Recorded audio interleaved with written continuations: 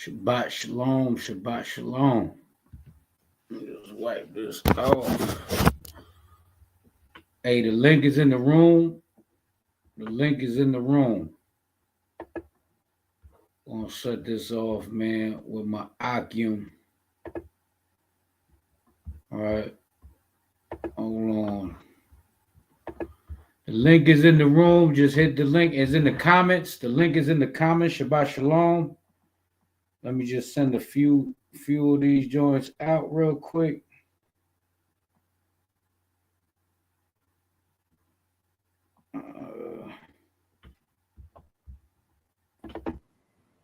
All praises, honor, glory to the Most High. We in there, goddamn. We in there.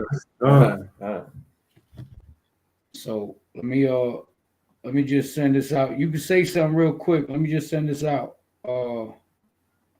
Let everybody know we live.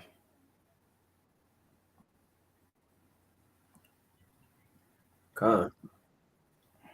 Shabbat Shalom, man. Lord willing, brothers and sisters, being diligent, being sincere in these last days, keep these commandments, and keep this Sabbath day whole like it should be.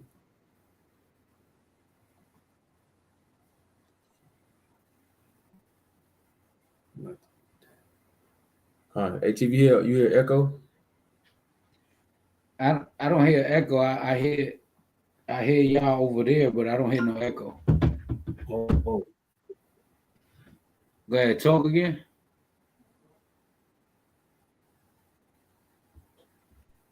Say something. Okay. Speak. Say talk. Something. Colin, you hear me? Yeah, I can hear you. Yeah, it don't sound like an echo. If y'all hear echo, okay. If y'all hear echo, can y'all put one in the chat? Put one in the chat if y'all hear echo. I think it's delayed though. Yes, delayed. That's what it is. Like once you start talking, like 10 seconds later, we got to go in the way we got to go in. Goddamn. Okay. Let me just start with this real quick. Shout out to the Akim. They said there's no echo. I guess it's just a delay. All praises. So I just want to start this off with an Akim from Rhode Island real quick. Put this vibration in the air because there's a lot going on, family. There's a lot going on.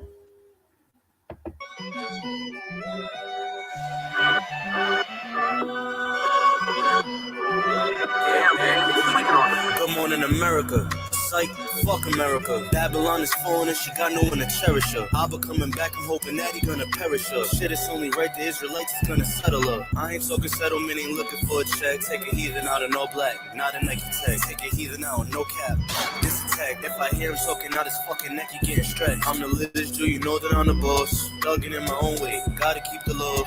Really rich boys, man, what you think it cost? Shit, it only cost my spirit, now a nigga ain't lost. We got this great whore trying to keep up. Made our people comfortable enough to kick her feet up. To the point that it don't even matter if we speak up. Only thing a Jake worried about is a re-up. Now a nigga can't keep up. We feed into the bullshit like the money and ice. We feed into the bullshit like the lean mixed with Sprite. We feed into the bullshit like the cars and the hoes. We feed into the bullshit, now it's long little bros. Got us out, thugging on the block with the woes. Propaganda on the news, streets getting cold. Now we on the weed, in the 80s it was snow. Now they got us banging different sets, going toe to toe. Why you kill your own brother, nigga? You don't even know. Why you kill your own brother, nigga? Now you gotta go. You really playing off a pussy, nigga? Man, she just a hoe. You sent him to the most high sending you low. You reap what you sow, now there's a get back. The Lord ain't playing games, touching quick like a jetpack. Just trying to express that. I really hope you get that. Nigga, I ain't capping to the truth because I meant that. Good morning, America. Psych, fuck America. Isaiah 47, you know I'm just trying to bury her. Sin reaching the heavens and it's only getting heavier. 140-40 on the hump, call him the predators. Steady being patient while we wait for Armageddon. Catch a Edomite with his son so I can bash his head. Psalms 147, yeah, I'm trying to praise the Lord. While Psalms 49, we gon' kill him with a sword. Only 12 tribes, but I just scored 1-3 on the back of the jersey like Paul George. 14 hidden books, I'm trying to find more. Knock a Mason cold out on the 33rd floor. Good morning, America. Psych, fuck America. Babylon is falling and she got no one to cherish her. Abba coming back, I'm hoping that he gonna perish her. Shit, it's only right the Israelites is gonna settle her. I ain't talking settlement, ain't looking for a check. Take a heathen out of no black, not a Nike tag. Take a heathen out, no cap. This attack, if I hear him talking out his fucking neck, he getting stretched. Come on in America. Psych, fuck America. Babylon is falling and she got no one to cherish her. Abba coming back, I'm hoping that he gonna perish her. Shit, it's only right the Israelites is gonna settle her. I ain't talking settlement, ain't looking for a check. Take a heathen out of no black, not a Nike tag. Take a heathen out, no cap. This attack, if I hear him talking out his fucking neck, he getting stretched.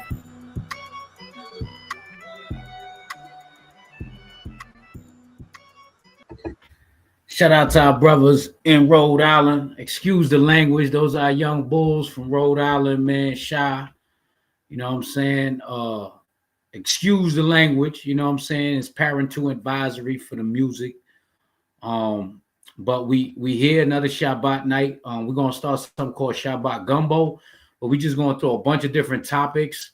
It's gonna be a bunch of different topics all in the pot, just mixing it all up. Little carrots, little onion, little peppers, little mushrooms. You know what I'm saying? Gotta have some chicken, maybe a little beef, maybe a little turkey. You know what I'm saying? Little bit of everything, all in the gumbo pot, man. So but tonight we're gonna stick to one topic. But we're going to hit y'all early tomorrow, most high willing, during the Shabbat. Because if y'all living under a rock, or unless y'all not living in the United States, right now, there's a cold front like a mug in the south on the East Coast. And then there's the fires going on in Cali. There was a big explosion in Texas. You know, there was another big fire in the Bronx. So there's a lot of judgment happening across the all of America. Like the brother said, F America. You know, we're not gonna say the whole F-U-C-K, but all praise, honor, glory to the Most High, Yahweh, Shema Mashiach, Yahweh Shah, for us to be living during these times and to understand what's going on. There's a lot that's going on that people don't understand. People don't understand what's going on. Right? Shout out to everybody in the building. Bayron Parks, Christian Luke, Richard Morantis. Shout out to everybody chiming in, man. Please press the like button. Please press the like button, share, comment, subscribe. We're trying to get in the algorithm. We know it's late. A lot of y'all sleeping on the East Coast and the West Coast. We don't got that many subscribers. A little bit of maybe 1,070, 1,080. You know what I'm saying? We working, man. We started from scratch, straight from the bottom. So help us with this ministry. All y'all gotta do is share, like, and subscribe, man, and comment. You know what I'm saying? Make sure y'all comment. But we're gonna get right into it, man. There's a y'all see what's going on. Y'all see what's going on, and I've been in Georgia. Shout out to Church of Yahweh B'Hashem Yahweh Shah, the 12 Shalom family. I've been in Georgia for 5 years. I don't know what just happened to y'all. Y'all got clicked off. But I've been in Georgia for 5 years, and I never seen snow. I seen ice, like you know, frozen debris of ice, like a little surface of ice, but I never seen snow. You got our brother Monologue in Atlanta. This man made a snowman.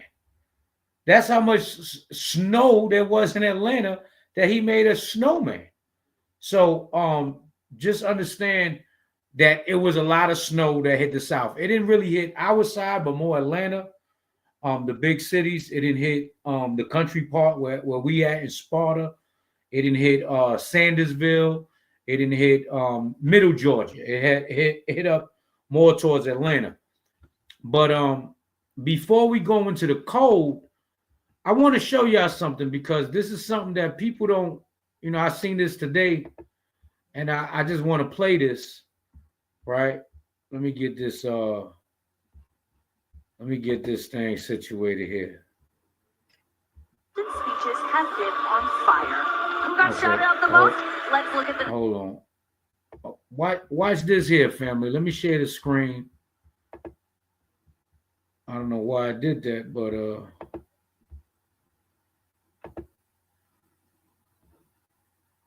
let me share this screen.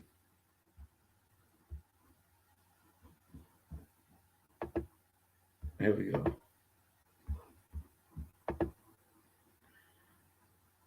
Can y'all see that? Okay, this is the Anglos, right? It says, please leave God and Jesus out of your jokes. Now, this is in California. This is in California. This is what was said, right? And hey, they call it the City of Angels, right? California is called the City of Angels. But look at what this friendly neighborhood white woman had to say. Speeches have been on fire. Who got shouted out the most? Let's look at the numbers. God, creator of the universe, 0 mentions. No surprise in this godless town. What did they tell?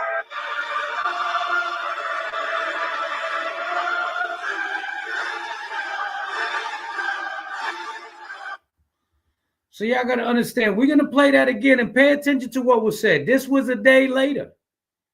This globe, this event that happened, Englobe, I think that's what it's called, Englobes. Y'all can look it up. This was a day before the fires in Cali hit. They're mocking the Most High. They saying God ain't in California, and they mocking God. Say he didn't get no mentions. Well, you know what? Now the Most High God of Israel, Abraham, Isaac, and Jacob, he's getting nothing but mentions all throughout the 4 corners of the earth, and especially in your so-called godless town. Let's listen to it again. Speeches have been on fire. Who got shouted out the most? Let's look at the numbers. God, creator of the universe, 0 mentions. No surprise in this godless town. What did they tell?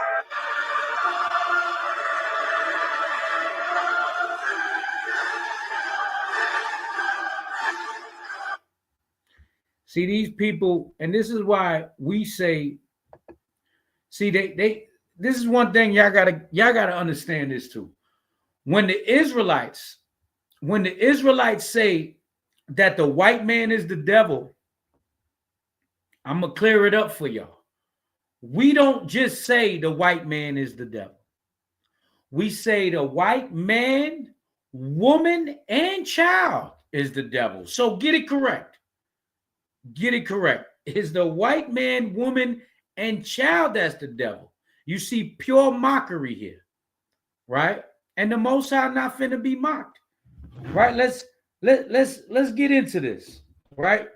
Give me that precept right there that Rob Robertson put up. Shout out to Richard Morantis, Rob Robertson. Let's get that out. Isaiah 29:6. Let's start off with that real quick before we go into second edge.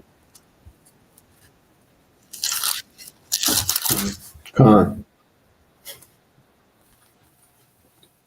All right, Con. It's the book of Isaiah, 29:6. Thou shalt be visited of the Lord of hosts with thunder, with earthquake, and great noise, with storm and tempest, and the flame of devouring fire.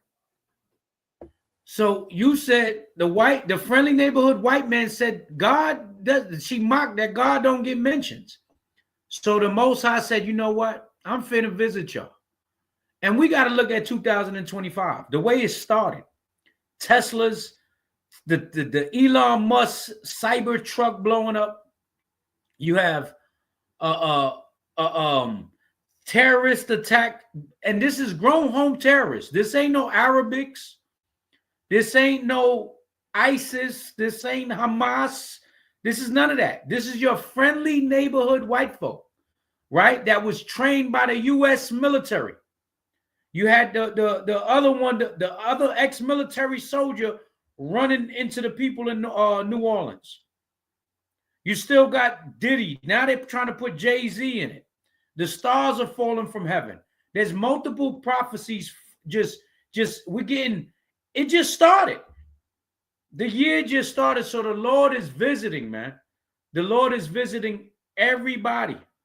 Okay? He's visiting everybody. There's judgment amongst the Israelites in the truth. There's judgment upon Esau's top elites, the Boulets top elites, right? Your black celebrities, the Boulay, the black Illuminati. You have it's so much judgment. Earthquakes. He said gonna visit with earthquakes. There was just another earthquake, and we know Cali is full of earthquakes. Every damn day is damn near an earthquake, but they getting hit with fires, right? Earthquakes, and then there's many conspiracy theories. There's people saying that they're trying to cover up the holes, the tunnels that's in California because they, after the Diddy situation, they want to throw Diddy in everything. But I wouldn't put it past him because he was all in them Hollywood hills. He was all in that Hollywood, that Hollywood spirit. And all them elites and all them top executives, they all live down there. Now we got a couple of our people sprinkled over there. We got a lot of our people that sprinkled amongst all of them, like it says, Ephraim was mixed amongst the nations. So you got a lot of Northern Kingdom. You got Issachar, but you got Judah too. You got a lot of Issachar in Cali. So we all in the mix, right? So let's go. Whenever you want to chime in, you could chime in. You know what I'm saying? Just let me know. But let's go to Second Esdras.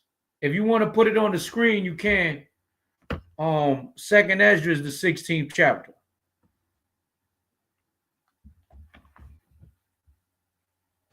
Let me see if we can, is it showing right now? Can you see it?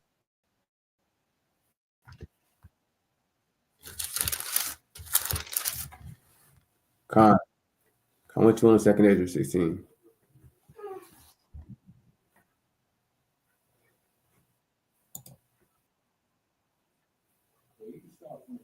Con.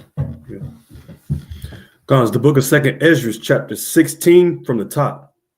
Woe be unto thee, Babylon and Asia. Woe be unto thee, Egypt and Syria.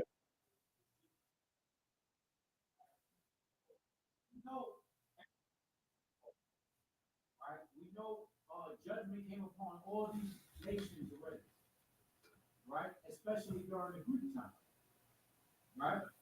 The Greeks took over most of them. They took over all of that right here. My mic wasn't on. The Greeks took over all of that, right? So this is also what's happening now. Okay, this is spiritually Babylon. Get that for me real quick, in Revelation. This is spiritually Babylon. This is spiritually Egypt, right?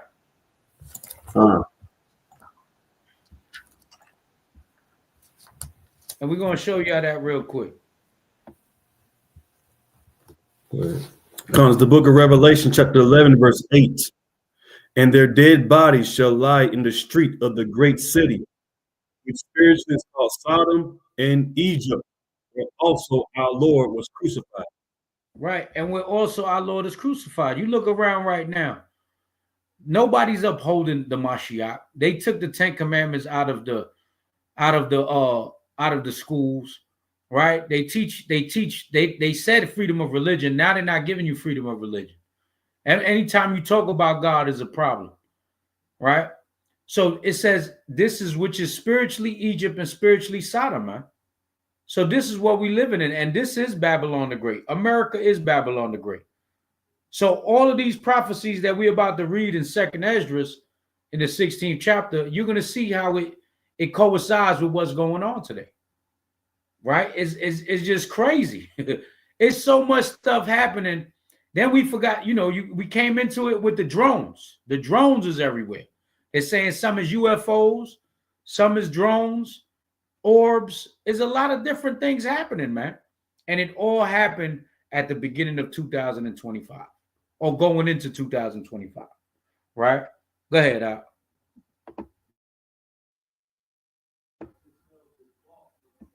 Now you gotta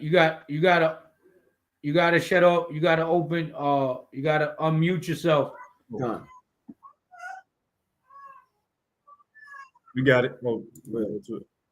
Come on, verse 2. Gird up yourselves with cloths of sack and hair. Bewail your children and be sorry for your destruction is at hand. You see that? So it says, gird up yourselves, man, with cloths of sack, man. This is the time of mourning. There's a lot of judgment going to be happening. People losing their houses, people losing their precious goods, people losing their pets. We're going to get into that too. I got an article about all the pets, man, all the animals. You got horses, people that got horse stables up there. They could take some of the horses, but some of them animals, man, they didn't make it. We're gonna go into the picture. This clip that we got, and you see the cat whiskers got burnt off, man. The Most High not playing. There's a lot of judgment going on. The cat's whiskers is burnt off, right? So we're gonna show y'all that, but let's keep going. All right. Verse 3. A sword is sent upon you, and who may turn it back? So this sword is put upon us. Who gonna turn it back? Right? It's put upon America. The sword of judgment, man. Right? And the words of this sword, the words of the Bible. The words, this is the sword that cuts, man. The words of this sword is all through the earth right now, especially right here in America, which is Babylon the Great. Right? Go ahead. Verse 4. A fire is sent among you, and who may quench it? What is said among you? A fire is sent among you, and who may quench it? Hey, man, the fire department is going crazy. They're talking about there's no water coming out the fire hydrants. There's no water. They were picking up water with material like bags and dumping it one at a time like a little bucket, man. It's crazy. Who gonna quench it? They got all these drones. Why they ain't using the drones to take down the fire? Why they don't put some hose on the drones and have all them big drones that they got flying all over the East Coast? Why they don't send them to Cali and use them for good? You see that? Because this is the Most High's judgment. And yes, it might be premeditated because the white man of America is so diabolical that he's willing to sacrifice his own people. I got a piece of King. Go ahead. This book of Sirach chapter 39 and verse 28.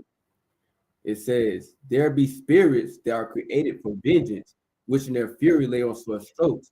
In the time of destruction, they pour out their force." That they pour out their force and appease the wrath of him that made them.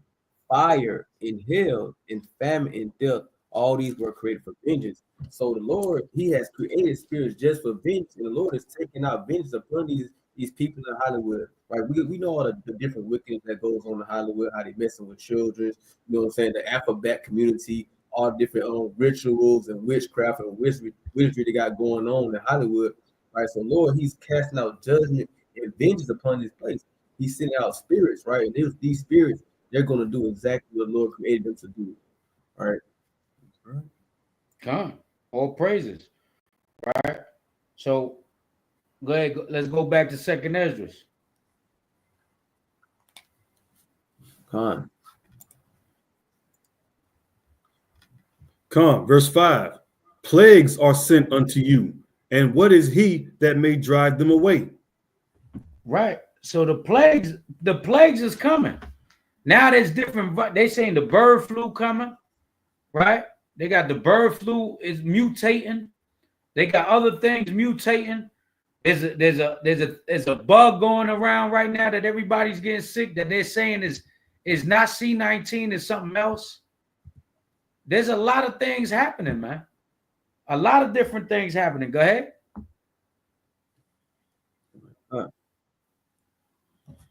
Verse 6. May any man drive away an hungry lion in the wood?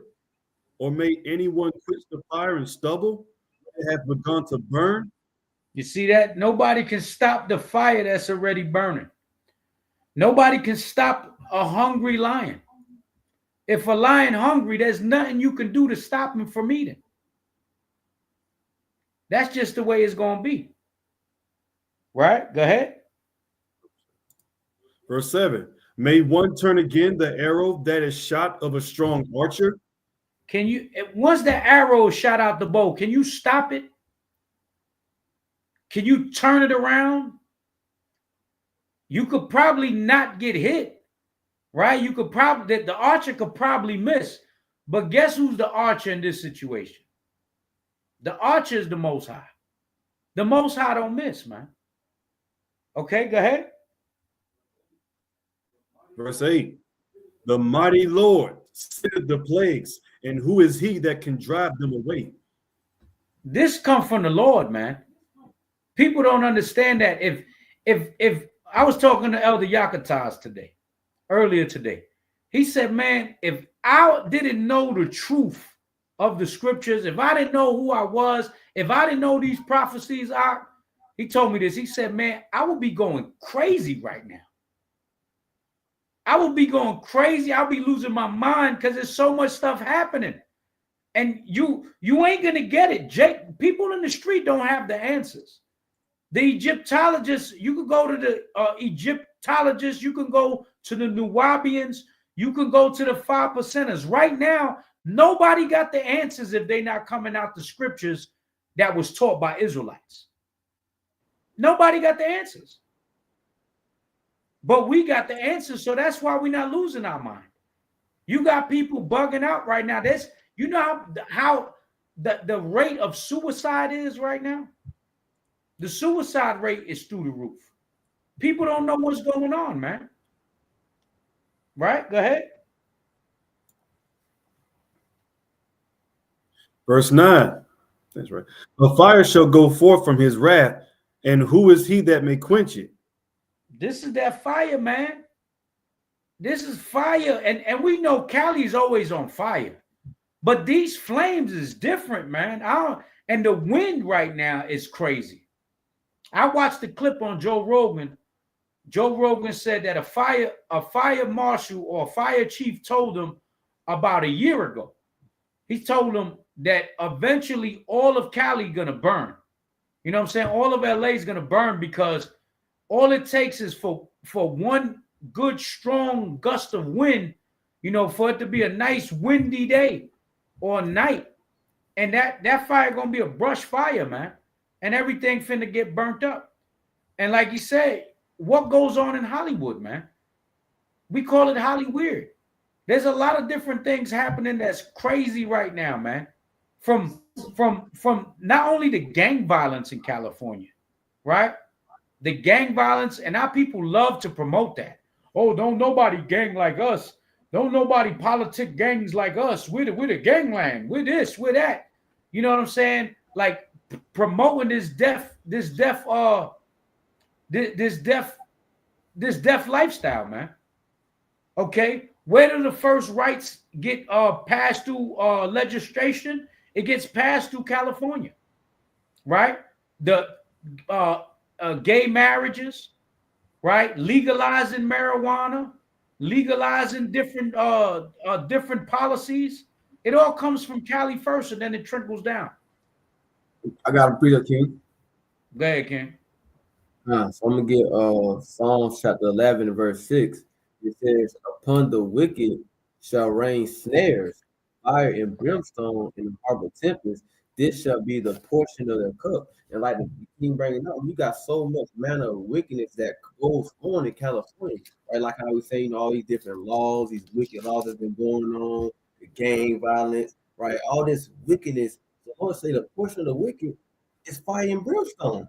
Right, that's what they're gonna be rewarded with, fire and brimstone. So you see the Lord kind of showing you, well, He's rewarding the wicked in a way by burning up their houses, burning up their land, right? That I hear. Come, powerful precept, man. Go ahead. Verse 11. Verse 10. He shall cast lightnings, and who shall not fear? He shall thunder, and who shall not be afraid? Yeah, and this is happening too. There's so many storms, man. There was recently a tornado watch down here in Georgia. I think last week, a tornado. and the tornado passed through something, right? And this is the Most High's doings, man. Right now, we don't know, but you know, our brother Judge Eli, we was on the phone with him, and the power's out in Conyers, Georgia, where we got the school at, right? Conyers, Georgia, the power's out. Some parts in Atlanta, I'm guessing, because Conyers is right there, right? And there's a lot of judgment coming over there. You just had a power plant explosion in Conyers, right? There's a lot of judgment happening, man. But there's no power right now, and it's freezing. That's why I got this robe on. I got my clothes on under this thing, but I had to put a robe on because it's freezing. You know what I'm saying? My heat is on, but it ain't on in this back room. For some reason, they don't come through this vent. You know what I mean? But there's people right now in that cold, man. And then you know, people in the South, they're not used to this cold. I still got my North Face. I still can bundle up because I come from up north. A lot of these brothers and sisters down here, they're not prepared for this stuff. You know what I'm saying? They're not used to no damn snow. They don't even got winter coats out here. You know what I'm saying? Jake wear a jacket, but he ain't wearing no winter coat. You know what I'm saying? They ain't wearing no North Faces and bubble coats. They're not prepared for it, right? Go ahead. Verse 12. The earth quaketh. 11. It's lucky. 11. The Lord shall threaten, and who shall not be utterly beaten to powder at his presence? You see that, man? He say he gonna beat to powder, man. He's threatening. The Most High's threatening the earth right now, especially America. And you gotta think about it. There's no wars, right? All the wars is going. All the wars that's happening right now is off American soil. All of the wars. But the end war will be on American soil, according to Bible prophecy. So when you look at what's going on in Israel, what's going on in Ukraine, what's going on in Taiwan, in China, South Korea, right? With Iran, the BRICS, Russia, North Korea, South Africa, China, NATO, all of these wars is going on. All of this military is going on, and the Lord is speaking face to face right now, threatening America for his final judgment. That's what, and when it says, what it say, it says, who shall not be utterly beaten to powder at his presence. Eventually, America's going to be beaten to powder, man. It's going to be ashes and powder. That's what this thing, the final judgment is that. So all of this right now, the Most High is threatening America. He's threatening Babylon the Great, man. He been told us all these things was going to happen, and they're starting to happen, right? But they're happening rapidly. They're happening rapid. You know what I'm saying? We just got into 2025. Think about it. Think about it. What day? Today is Saturday, January 11th. It's January 11th. And it feels like it's been longer. It feels like it's been longer with so much stuff. And guess what? Trump ain't even in office yet. Trump ain't even in office. Right? Go ahead. Verse 12. The earth quaketh, and the foundations thereof. The sea ariseth up with waves from the deep. And the waves of it are troubled, and the fishes thereof also, before the Lord and before the glory of his power. Right. So all the judgment is coming. And we know that the seas are rising, the nations are going to rise also. You know, when it talks about the seas also is the nations also. Right? The waters, the floods is the nations, man. It's so much happening right now, but literal earthquakes, literal things is happening also. But it's a lot of this is double fold, man. So let's get on. Romans 11:23, and they also, if they abide not still in unbelief, shall be grafted in, for God is able to graft them in again. Okay, I get this is John 3:16. We're talking about God's judgment, and here goes, I guess, a Christian talking about Jesus loves everybody. Listen, Mr. John 3:16. Okay, we're dealing with God's judgment. Who's talking about a salvation for an exclusive color right now? We're talking about God's judgment. We're talking about the reason why God's judgment is upon America is because how evil, okay, the so-called white man, woman, and child is. Okay, and that's the reason why America is getting visited by God's judgment. These other countries ain't getting visited like this. They're getting visited by wars, but they're not getting visited by the Most High like this. You see what I'm saying? So you got to rethink your doctrine, brother, if you're a brother. All right? If you're a brother, you got to rethink your doctrine. Hopefully you are a brother. You know what I'm saying? But we're not even talking about color right now. We're talking about God's judgment. But this is the arguments that Christians want to come and scoff with. This is the arguments. That's right. Because the white woman, yeah, you're a racist. The white man, woman, and child is diabolical, man. Who polluted the water? Was it black folk? Who polluted the earth? Who polluted the sea? Who polluted the food? What are you talking about, man? It's so much judgment happening because of your people. I'm guessing this is your people because this is who you're defending over here. He said, repent, there's hate in your heart. And you don't know the scripture. Go to Ecclesiastes, the 3rd chapter, real quick. Let's just give this to John 3:16. Let's give it to John 3:16, real quick. Right, Christian Luke. The chickens are coming home to roost. Yeah, absolutely. Right.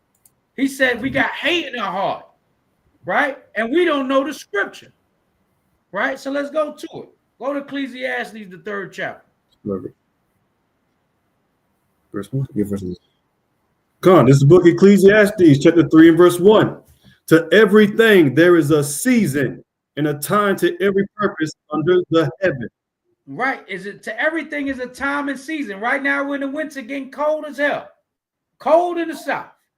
Right? So let's see. Since we got hate in our heart, drop down. Huh? Let's see what season we in. Come on, verse 8. A time to love. There's and a time to love. To hate. There's a time to love, Mr. John 3:16. There's a time to love, and there's a time for what? A time of war and a time of peace. Read 8 again. Okay. A time to love and a time to hate. And there's a time to hate. So what are you talking about, John 3:16? I can hate. That's my godly right to hate. God created man in his image. That's my godly right if I want to hate something in righteousness. In righteousness. David tell you too. Let's get that. Don't I hate them that hate thee, O Lord? Give me that in Psalms. What are you talking about? We don't know the scripture, but you over here. We're going to get back to the topic. He just segued because we haven't had no scoffers on this channel. So obviously the channel is getting out there. We're getting the Christian scoffers. They're probably following Sapar from Sandersville. Right? Go ahead. Come on, this is Psalms chapter 139 and verse 21. Do not I hate them, O Lord, that hate thee? It says, "Does not I hate them that hate thee, O Lord?" This is King David talking. Didn't the Lord said David got a heart of the Lord, got a mind? He got the mind of the Lord. That's what the scriptures say. You can't, and our enemies is who? What? See, we're not gonna segue. Listen, Mr. John 3:16. If you would like to come back on another time and set up something where we can discuss these scriptures, it don't have to be a debate, but we can definitely discuss these scriptures on the channel. We can definitely discuss these scriptures and you could come back for it. But right now we're dealing with the judgment of the Lord that's plaguing the whole earth, but mostly Babylon the Great, America, which will be destroyed for what they've done to the children of God, right? Who are the blacks, Hispanics, and Native Americans. All right. Right. Well, that's what Christians like to say. We following God, we following Satan, but we're reading out of the Bible. Make it make sense. We're reading out of the Bible, but we're following Satan.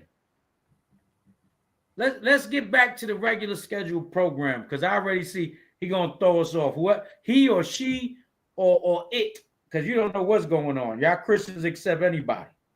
All right. Let's go to that. Let's go to Hebrews 12 and 29 real quick.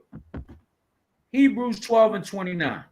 Before we get into these articles, before we get into the stuff, let's go on this thing, man. Shout out to El Gallo, and Rob Robertson been on this thing. He said, "Be gone, John, and your sick Babylonian juice." Yeah, let me put that one up. That one funny. Hey, man. Yeah, man.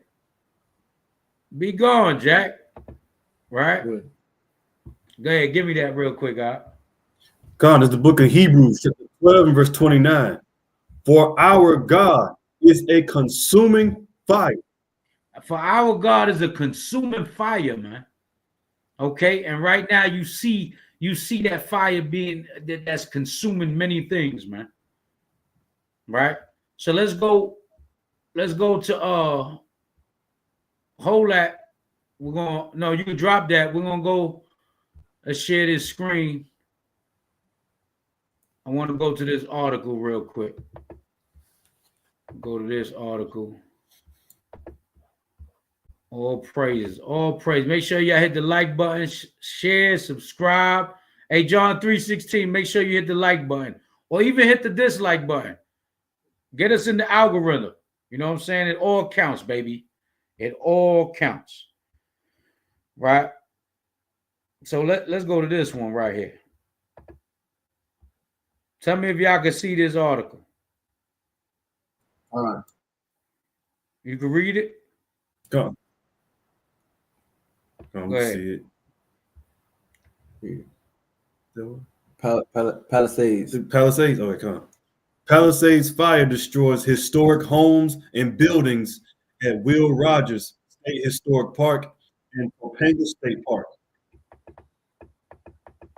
Look at the rubble, man. Look at the rubble. Wow. When you see stuff like this, how can you say God is all love? How can you say God is all love when you see stuff like this? Is this not the workmanship of our God? Is this not the workmanship? Right? Let's go. Let's keep reading this thing. Where we at? Hold on. I got to get back to it. All right. Look at this thing, man. Rubble. Okay. Go ahead. You got King. Come. Pacific Palisades. The devastating Palisades fire destroyed historic buildings and multiple structures at 2 California state parks last night, including Will Rogers Historic Ranch House and buildings at Will Rogers State Historic Park. Fire fueled by wind gusts up to 80 miles per hour also destroyed parts of Topanga State Park, including the historic Topanga Ranch Motel. So you got to understand, 80 miles per hour wind moving fire, man. Right? What makes it a category 1? Let me look that up right now. You want to look it up out? What makes a category 1 hurricane? How many miles per hour is a category 1 hurricane? Put that in real quick.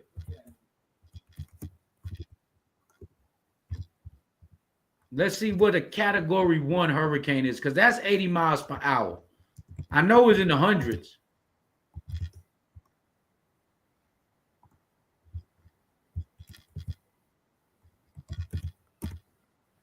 It says 74 to 95 miles per hour. 74 to 95 miles an hour? Yeah. A Category 1 hurricane is sustained wind speeds ranging from 74 to 95 miles per hour. So I was wrong. I thought it was in the hundreds. So that's technically a hurricane of fire. When you analyze it, the Lord brought a Category 1 from 75 to 90 miles an hour is a Category 1. So the Lord brought a Category 1 wind gust, right? The wind, we're not going to say it's a hurricane, but it's the wind gust of a hurricane with fire. That's crazy. You see what I'm saying? But this is the workmanship of the Lord, man. This is the workmanship of the Lord.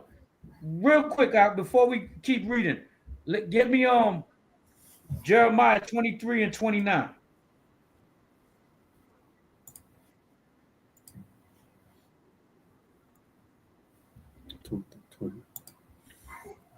This is why the Christians is mad. See, they don't understand God's judgment.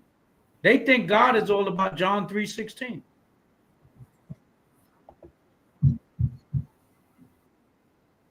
This is the book of Jeremiah, chapter 23 and verse 29. Is not my word like as a fire, said the Lord? No, it's all off. Is not my word like as a fire, said the Lord? You see, the Lord's word is like a fire. That's why you say we teach hate, because we teaching you what's firing up your spirit to show you that you are wrong. But you say we don't know the scriptures. We are living in these last days of pure judgment, and the Lord is knocking on your door. And I'm going to tell you, if you're a Black, Hispanic, and Native American in Christianity, okay, you're not going to make it. Because Christianity tells you, come as you are, leave as you are, and it's not the consuming word of fire that's from the Lord. Okay, it's not thou shalt and thou shalt not, or thou shalt die. That's not what Christianity is. That's what the commandments of God is. That's what the word of God is. You understand? So we telling you to repent. What does repent mean? Keep the commandments. This man, John 3:16, is saying to repent. But what are you talking about? What is your true repentance? Is it saying I believe Jesus in my heart? Jesus in your heart is going to get you killed in a Category 1 fireball. That's what Jesus in your heart going to do, right? So let's go back to the article. California State. Wait. Right there. Go ahead. Yeah, California. California State Parks mourns the loss of these treasured natural and cultural resources, and our hearts go out to everyone impacted by the devastating fires in the Los Angeles area, said State Parks Director Armando Quintero. Since yesterday afternoon, we are directing all available resources into the emergency response effort and working to secure and protect as much as we can at affected nearby state parks. We are deeply grateful to our park staff and all partner agencies for their swift actions. Our top priority remains the safety of the public, our employees, and the responders bravely battling the fires. You see that? And it's just so much, man. Right? But let me keep reading. Let me look for something else. Keep reading. Shortly after the Palisades fire began around 10:30 a.m. on January 7th, state parks closed Topanga SP and Will Rogers SHP as a precaution.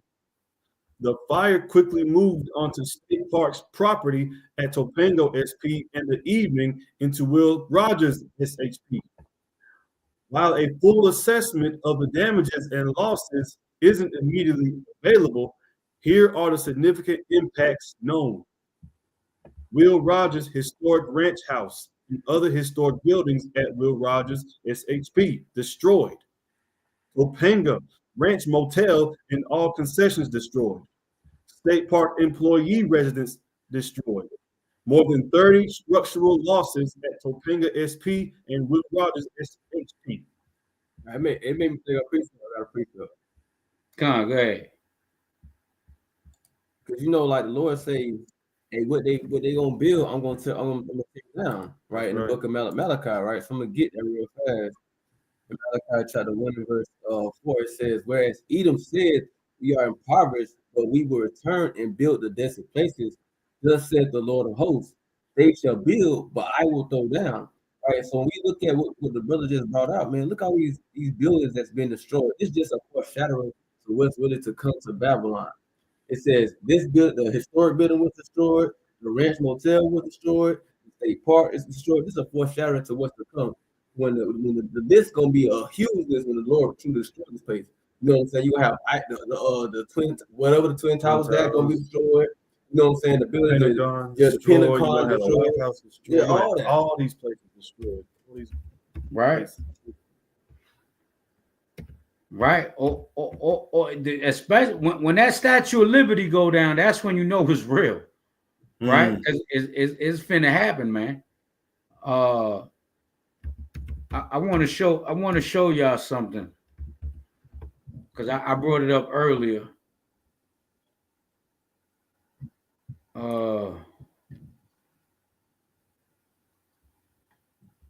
Where is it at? Is it this one?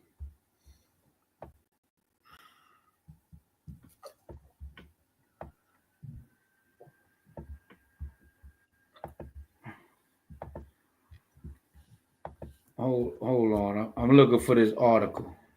Con. So while he's looking for the article, like we saying though, this is a foreshadow to understand this is what the Lord gonna do. He's gonna tear down Babylon, right? Let me get another precept in Revelation. Revelation 18. Revelation 18 and verse. It says, I'm gonna read down. It says, Revelation 18 and 8, it says, therefore shall her plagues come one day, death and mourning and famine, and she shall be utterly burnt with fire. So just like California is getting utterly burnt with fire, right? Babylon also, which America, is going to be utterly burnt with fire, and that's thus said the Lord. This is going to happen. It's not what God said or your Christian pastor. That's what the Lord said. The Lord is going to burn Babylon with fire, right? And hey, like it, Most High is showing you what's to come. So there's no escaping the judgments that's to come, right? So the Most High is warning our people. He's warning us, what day is it? 11 days in the so-called New Year. So hey, it's time for everybody to really get on it, man. Get on what's going on out here. Prophecies are unfolding like crazy right now. Come on, man. It's time to get right. It's time to tighten up. And I yield on that. Right. I'm looking for this article, right? Because when you that dude was saying that if somebody could find the article, please send it to me, because what they're saying is the tribe of Issachar, the Mexicans, the ones that you don't want in the country, these illegal immigrants, right? In Donald Trump's voice, go back to your shithole country, right? They're coming over here to help with those fires, man. And from what we're hearing, that after they finish helping, ICE is locking them up because they're illegal. This shows you how diabolical these people are, man. So you talk about, we hate. What kind of injustice is that, man? These people are coming to help you, and you locking them up after they help you, right? Let me see if this is the article. Hopefully that's the one. Nah, that ain't the one, but the way y'all treat the Mexican people on this American soil, man, is insane, man. It's totally insane, bro. That ain't the article, but I had that article. The water for sending me that.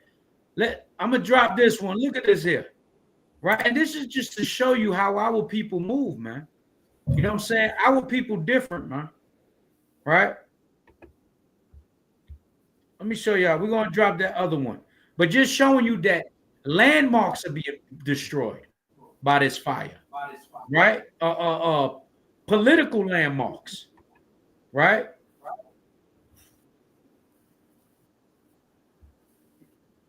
Did it go in? Con. Okay, let me click on this thing.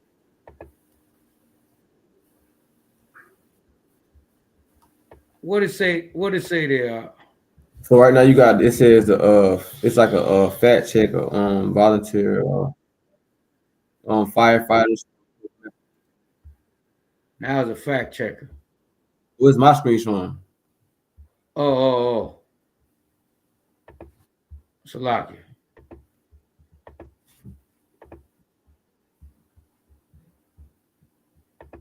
Look at this, man.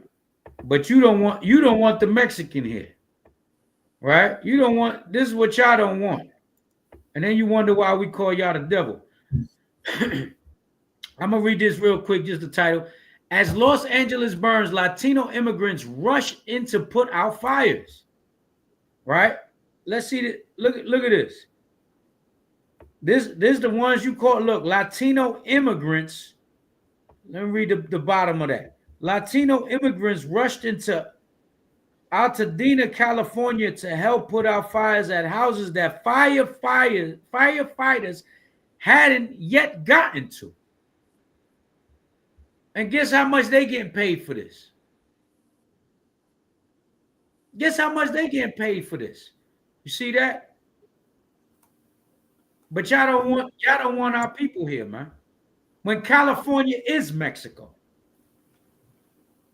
And then they're saying after they're done, after they put out the fires, they're locking them up. It's not on this article, but let's read some of this. Go ahead, Al.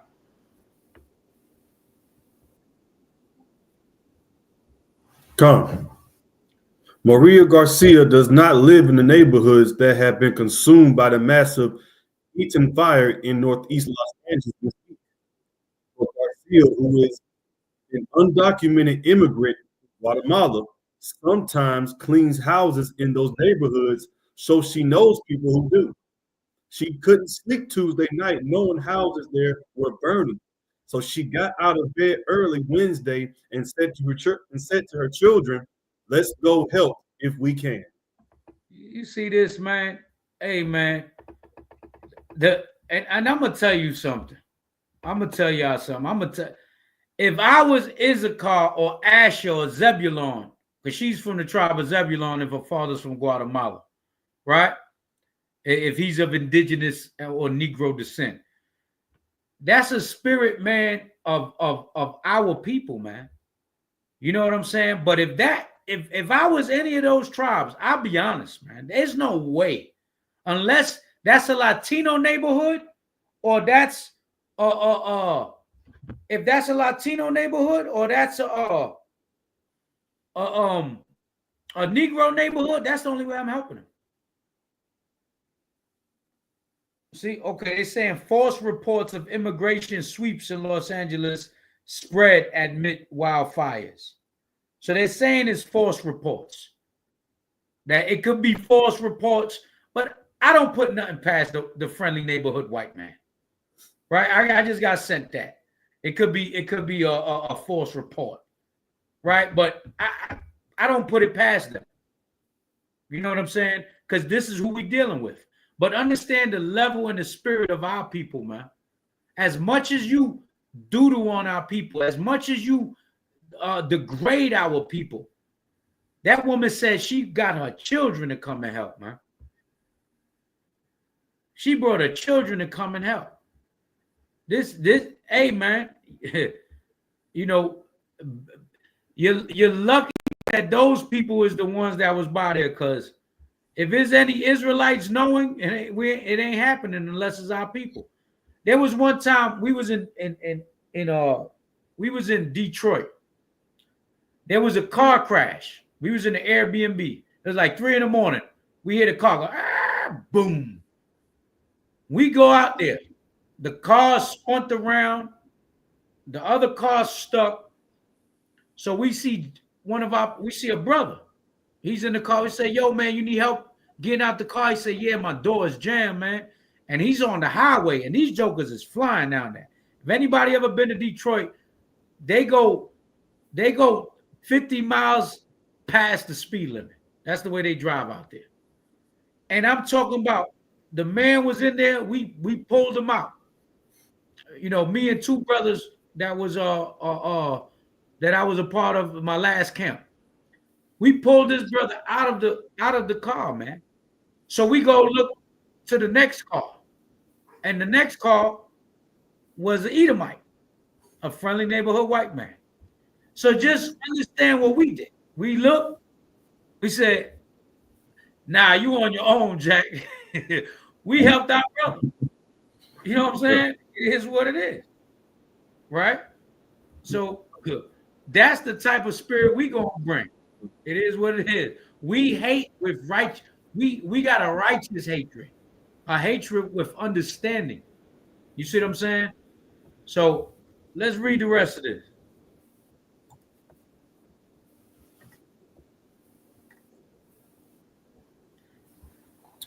She called her brothers and some friends, and they all gathered buckets and hoses and drove into a part of the Altadena community where houses were ablaze, and they got to work putting out fires.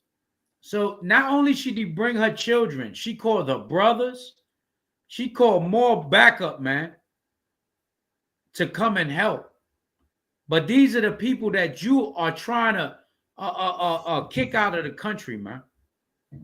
These are the ones that you call them border jumpers, and you mock them, and you ridicule them, and you call them all types of proverbs and bywords, man. Right? All types of y'all treat the Mexican so wrong on this thing, man, and the Guatemala, the people from Guatemala, right? What that say? Look at this woman, man. Look at this woman. Go ahead. Come. She was standing next to the rubble of a destroyed house, dousing the still flaming pile of debris with a watering hole. Garcia and about 20 other Latino immigrants were rushing to extinguish the flames so they wouldn't spread to the house next door, which had not burned. Right. She came through mob deep, man, for love, out of pure love, man, and concern for people that might not even be hers. Right? Go ahead. As the wildfires consumed entire neighborhoods earlier this week, LA's firefighting resources were strained to the limits. In Altadena, homes and structures burned without firefighters nearby, while many residents obeyed mandatory evacuation orders and official warnings that they risked their lives if they didn't leave burning areas. Others stayed behind to try to save their homes. Then there were the crews of Latino immigrants who rushed in from elsewhere to help. Crews of Latino immigrants, man. Right? But they say all the Mexicans are gangbangers. Right? Go ahead. Juan Carlos Pascual Toltino, an immigrant from Mexico who's lived in neighboring Pasadena for 20 years, drove into Altadena in the truck he uses to work as a gardener. When he came upon Garcia and the others hustling to put out flames, he stopped and unloaded his shovels and hoses. He connected the hoses to the faucets of nearby homes. You don't need to have legal papers to be a U.S. citizen to help others, he said. When you support someone, you strengthen your union with them. When you stop and ask if they could use a hand, they'll remember that. See that, man? Look at the work. It's crazy, man. Our people something else, man. You know, and they did the right thing. They did the right thing. Even if those are heathens. If those houses was heathens, but it looked like a lot of Northern Kingdom. But even if they was heathens, you know what I'm saying? They still did what's right in their eyes, man. You know what I'm saying? They did the right thing. You know what I'm saying? They don't got no understanding, and they did it out of pure, sincere love, man. You know what I'm saying? They did it out of pure, sincere love. Right? Go ahead. Phil McConville owns the house next door to the one whose flaming ruins the group was focused on extinguishing. Now, I don't know a Northern Kingdom named Phil McConville. You know what I'm saying? So they helping the white man more than likely. They helping them more, and I think that's the white man watching them work. Let me see. It looked like this one right here with the blue, but I could be wrong. I don't want to pass judgment, but I know that name. And names don't mean nothing, but it don't sound like Jorge. It don't sound like Jorge. Go ahead, read that out. I couldn't see anymore, and I went to wash my eyes out, he said. And when I came back, there's a whole army of guys just working and working and working, and they've got a line of buckets, and they've got all the hoses going. As McConville spoke, the men and women were dipping buckets into the swimming pool in his backyard and taking the water next door. McConville said they likely saved his house. See that, man? Look at that, man. Don't nobody work harder than Issachar, man. And Guatemala's right there, man. Look at this man's name, man. Look at this man's name, Mark. Tell me this ain't spiritual, Mark. Read that out. Israel Garcia was standing on the Israel. Hold on, Mark. Israel Garcia, man. Yasha Allah Garcia, man. Go ahead, Mark. Israel Garcia was standing on the smoldering pile of debris using a shovel to snuff out embers. He is also from Guatemala, also undocumented. I don't know who lives here, he said. I don't know if they had children, but if they did, I'm thinking about what the children are going to feel when they come back and see that their house is gone. And I asked myself, how would I feel? All right. You see that? Go ahead. On the street out front, 3 young men from El Salvador and Guatemala rushed up and peered onto the property. Look at this, man. Look at this, man. Oh, you know what you looking at right there? Like they say, all superheroes don't wear capes, man. You looking at superheroes, man. Superheroes risking their lives, man. Risking their time, giving up their time, sacrificing their time, sacrificing their pay, because they could be working somewhere else, getting paid. Sacrificing everything, man, just to come and help, man. Show the true love of the Mashiach without even knowing, man. That love is built amongst them people, man. That tribe. That tribe showed love, man. Captain Lamont got a beautiful testimony. One day he caught a flat, man, and he was in a ditch. That man was in a ditch, he said. And it was somewhere, he was coming from Alabama to Atlanta. And he was in a ditch. He said, man, he was down there. He looked at the tire. He was in the ditch. He looked up. There's a car there. Talking about, Papi, you need help? There's a car took the wheel out and jacked it up for him and put the wheel on by himself. And when Lamech went to give him something, he said, no, Papi, it's all right. You good. It was like an angel, man. You know what I'm saying? These people, man, they got to get the respect that they deserve, man. They got to get the respect that they deserve. And those are our people, right? Get on. Get real quick, get 2nd Esdras 5 and 8. We're gonna drop this article, but I want to get this other article, right? Let me get this other article.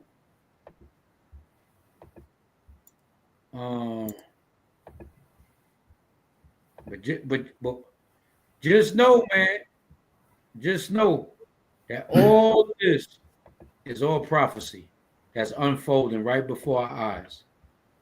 Go ahead, Comes the book of 2nd Ezra, chapter 5 and verse 8.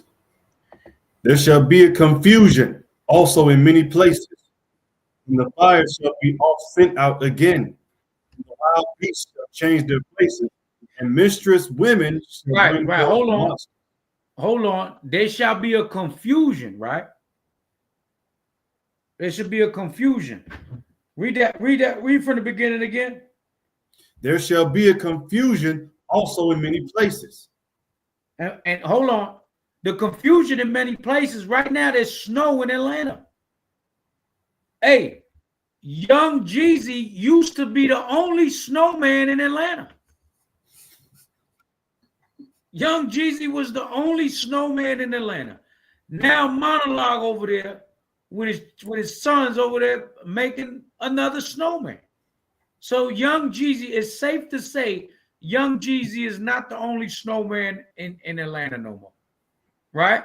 So it says, and there shall be a confusion also in many places, man. Right? You got this confusion. We're gonna go into this article, right? Read that again. There shall be a confusion also in many places. Uh-huh. And the fire shall be oft sent out again. Uh-huh. And the wild beasts shall change their places. Now it says, and the wild beasts shall change their places. Now we're gonna read this article, right? Keep this in mind, because we seen a clip today. The mountain lions is roaming through Hollywood. They rolling through the streets now, because they up there on them hills too, in them woods. So now the mountain lions, they got to change their place, like it tells you. The beasts shall change their places, right? The wild beasts. So watch this here. Let's go back to this article. Right? So what did it say, y'all? Pasadena humane caring for 300 plus animals admit Eaton fire evacuation. Right? You see this? Look at this. Among it says right here in little print, among the animals injured by the blaze are an orange cat with singed whiskers, and a dog with burnt paws, and a small bird with burns on his tail, man. Look at this thing. Look at the cat's whiskers, man. Y'all can see that? Y'all see the cat's whiskers? Well, Look at the bird, man. Look at the damn dog, man. The nigga, his paws done burnt up, man. Right? Crazy. And do you know what's the crazy thing? We feel more bad for these damn animals, man, than we do for the people that's up there, unless they our people. Right? Go ahead, read that out. Animals suffering from burns they sustained during the Eden fire in Altadena are being cared for by Pasadena Humane. Amid urgent evacuation orders, hundreds of structures lost to flames and the death of 5 people due to the blaze. Veterinary staff and volunteers are looking at the pets and wildlife that were hurt in the bushfire. The social media post, Pasadena Humane, and it said it's been caring for dogs, cats, and wildlife with burns and dehydration. Right, you see that? Look. I'll read this because it's probably too small. It says Eden Fire update. Right? It said this was on Facebook from a Twitter account. You can see it? Yeah, I see it. Okay, go ahead. Eden Fire update. We are starting to see many animals come in with burns.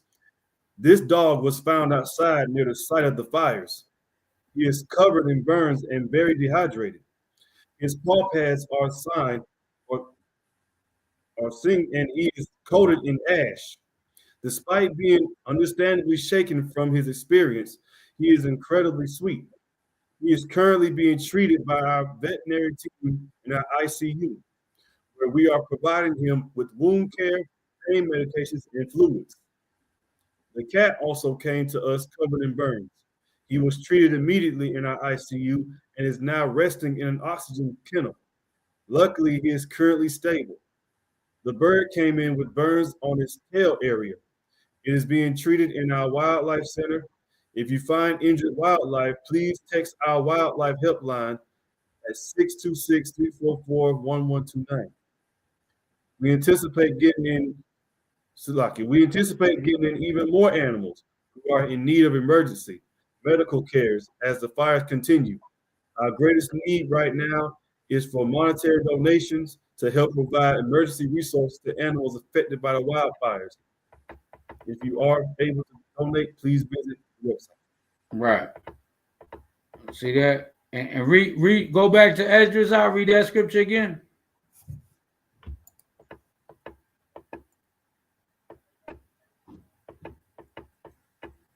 This is 2 Esdras chapter 5 and verse 8. There shall be a confusion also in many places, and the fire shall be oft sent out again, and the wild beasts shall change their places. Right. Now, I want to show y'all something. Before I play this article, before I play this video, look at what it says in the bottom. Can you read that?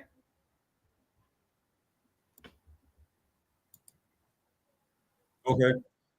The Green family stayed behind to keep fire away from their home and try to save Christmas Tree Lane in Altadena, a place that dates back 110 years. So now we finding out that this place is called Christmas Tree Lane. Dang.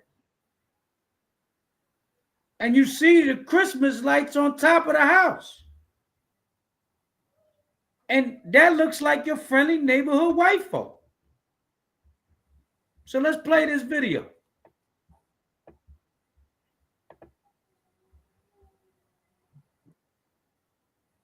Christmas. Hold on. California historic landmark here. This is the lane. People will remember this as Christmas Tree Lane. There's actually a California historic landmark here. This is the lane that for the past well over 80 years, they have lit up the mile long of cedar trees, which date back to 1880 when they were first planted. There are a number of historic homes on this. As you can see, I'm going to just point to it. These are colored lights from the last Christmas show that we had. This house fully involved, another home just down the street fully involved. The result of as we've been talking about over the past 24 hours, the ferocity of the propulsion of this fire as a result of embers making their way downrange into the neighborhoods, a half mile to even a mile. We're going to go in here. Hi, this is Mrs. Green. Nice to see you. So tell me about how you've been doing. I see you and your husband have been watering down. Yeah. Looking at this, a very is a nasty sight. It's very sad. And it's right in front of the monument to Christmas Tree Lane. Right. You know the history of this neighborhood. I do. It's, what is it, 110 years old, honey? Yeah. You decided to stay. Tell us about that decision. Well, because we ain't getting a lot of help right now. And I can't go and sit anywhere else while we got a chance to try and save our house. And so far you have.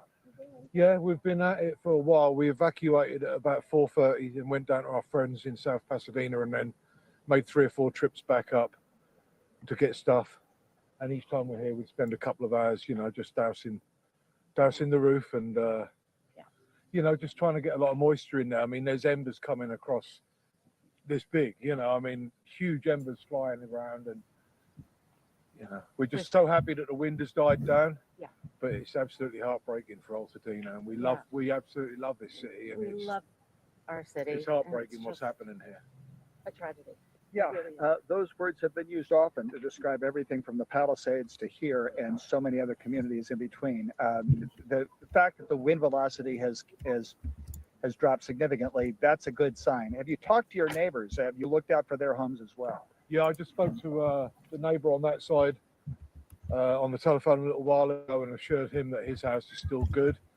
And we've spoken to the people that live across there as well. And I've informed our neighbors across the street about their house. I needed to call them and make sure they were out of the house. Did you get an evacuation alert? Yeah, we did.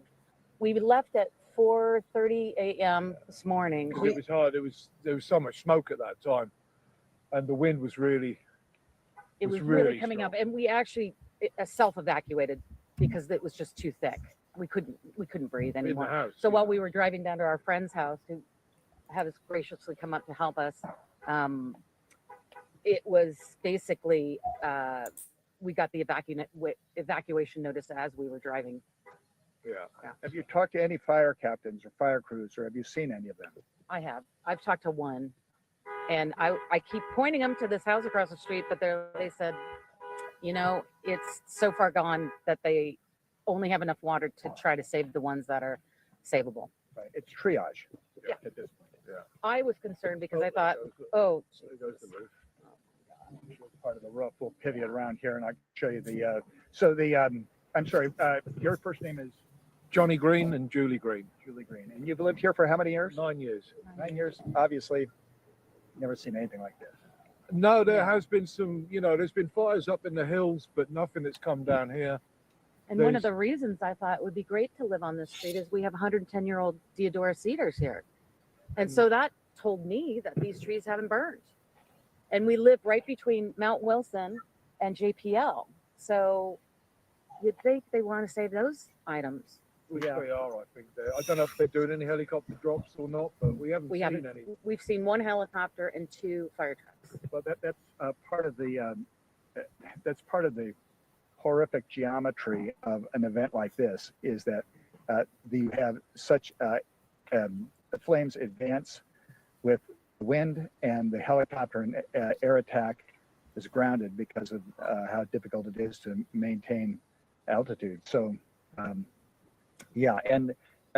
right. We've heard about the lab seems to be okay, and so does the Rose Bowl. But again, as one fire captain or battalion chief says, we're under the fog of the shroud of the smoke, so we don't know exactly what the big picture is at the moment. But listen, thank you very much. Thank you, sir. You're going to stay here until the end. Until the end. So now you see this, right? So we don't have to read no rest of it. We don't got to read the rest of this. So I just did a quick little research, you know what I'm saying, on Christmas Tree Lane. I just looked up Christmas Tree Lane. So, and it was 110 years. Now, you can't tell me a neighborhood for 110 years that they wasn't discriminating against Northern Kingdom, Southern Kingdom. You see what I'm saying? But check this out. This is the history of Christmas Tree Lane. Can you read this out? God. As the tradition goes, Barger led the audience in a countdown, switching on the lane, revealing a dazzling array of holiday lights and colors. The Mural High alumni drumline then led the gathering in a procession under the illuminated trees. Right, illuminated trees. So this is groves of Christmas trees. It's going to show you right here. Go ahead. The lane is touted as the oldest and largest tree lighting in the United States. This touted as the oldest and largest tree lighting in the United States. It's heavy. It's filled with heavy idolatry. Heavy idolatry, right? Go ahead. It is a California historical landmark, and it is listed on the National Register of Historic Places. The Getter setters were planted in 1885 by Altadena founder John Woodbury, inspired after a trip to Italy. However, it was not until 1920 that department store owner Frederick C. Nash organized the first tree lighting to attract shoppers. At the time, the lane was groundbreaking, implementing novel inventions, an automobile and electric lights. The trees will be lit each night until midnight Sunday, January 7th. In February, volunteers begin taking down the lights until the process starts again the following season. It's easier to take them down than to place them, Wardrow said. But the whole process still takes about 8 weeks. So the lights is there till January 7th. When did this fire start? Good question. We just started January 11th. These fires started right after they took off the lights. The Most High's not dealing with no goddamn Christmas, man. This is heavy judgment for idolatry. And all you jokers want to go over there, and I'm sure our people go over there, you take pictures. You know, there's a spot like that in Dyker Heights, Brooklyn. And I thought it's a lot of lights, a lot of decorations all over Dyker Heights, Brooklyn. They're saying this is the largest lighting in all of America. So if Dyker Heights got a bunch of them, this got way more than that. The Lord brought forth judgment for the idolatry, man. And they say there was a shortage of firefighters in LA because of many of them were fired for not, look at that, for not taking the jab. So there was a shortage of them. Let me put that up. Right? They say there was a shortage of firefighters in LA because many of them were fired for not taking the all you get. Right? That's what we're going to call it. The all you get. Right? So let's see what else it says. Gary, read that out. People think that the country does it. That's like it. People think that the county does it. I thought that when I brought my wife and I brought our son when he was a little guy, Wardrow said. The association has the county support, but the decorating is all up to volunteers who have the laborious task of hauling the lights up using pulley systems. It's all physical labor, Wardlaw said. It's dedication, a work of love, because it isn't easy. Hold on. That word stuck out. It stuck out, bro. It said what? It's what? It's all physical labor, Wardlaw said. No. Yeah, it's what? Yeah, read that again. It's all physical labor. Go ahead. It's all physical labor, Wardlaw said. It's dedication, a work of love, because it isn't easy. It's dedication. We supposed to be in the feast of dedication for real dedication. But you got dedication to idolatry. Dedication to pure idolatry, man. So the Lord got you up in smoke, man. I got a precept, King. Go ahead, Al. This Micah chapter 1 verse 7, it says, "And all the graven images thereof shall be beaten to pieces, and all the hires of shall be burnt with fire." So it's saying these graven images, talking about graven images, but how much so a park, right, that was dedicated, right, to idolatry, right, to the wicked Christianity what the Lord told us not to do, right, to paganism, and the Lord burnt it up, right? It got the pieces. Now it's ashes now, right? But I just want to bring it out. God, right? So that's crazy because it's all physical labor. Withdraw said, and you can see this is quotation, is dedication, a work of love. It isn't easy. A work of love and idolatry. A dedication of idolatry. You are dedicated to evil, man. Right? Go ahead. Throughout the year, the association is also tasked with caring for the trees, which have been plagued by droughts, root fungus, and high-speed winds. In the off-season, volunteers clear away brush from the base of the trees, reusing the pine needles as mulch to keep the soil moist. If you paying attention to what this is, dedication from volunteers. This is a lot of dedication for volunteers. And look how the Most High mocking them. Because I'm sure that's the neighborhood people that's doing that. Right? The people in the neighborhood. The Edomite, what they call them, carolers. The ones that go in front of your house. Jingle bells, right? I'm wishing of a white Christmas, right? This is what they're dealing with. The carolers. And they taking the pine needles that fall off the trees and they're making their own mulch, right? Which is what they call it when you put it in. I got it in the backyard. Compost. They're making their own compost to keep the trees fertilized, man, and moist.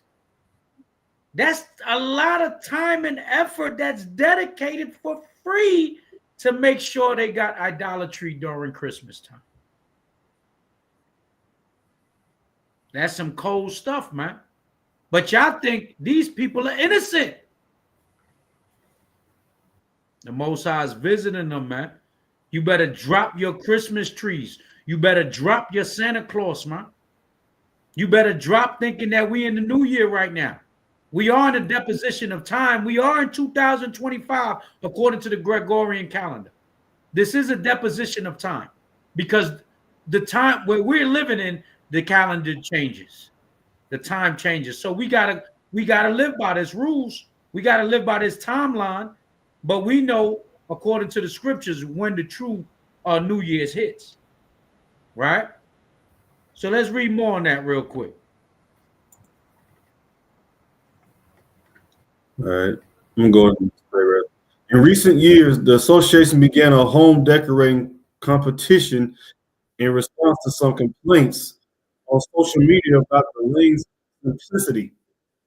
The winner receives a plaque, bragging rights, and a cash prize.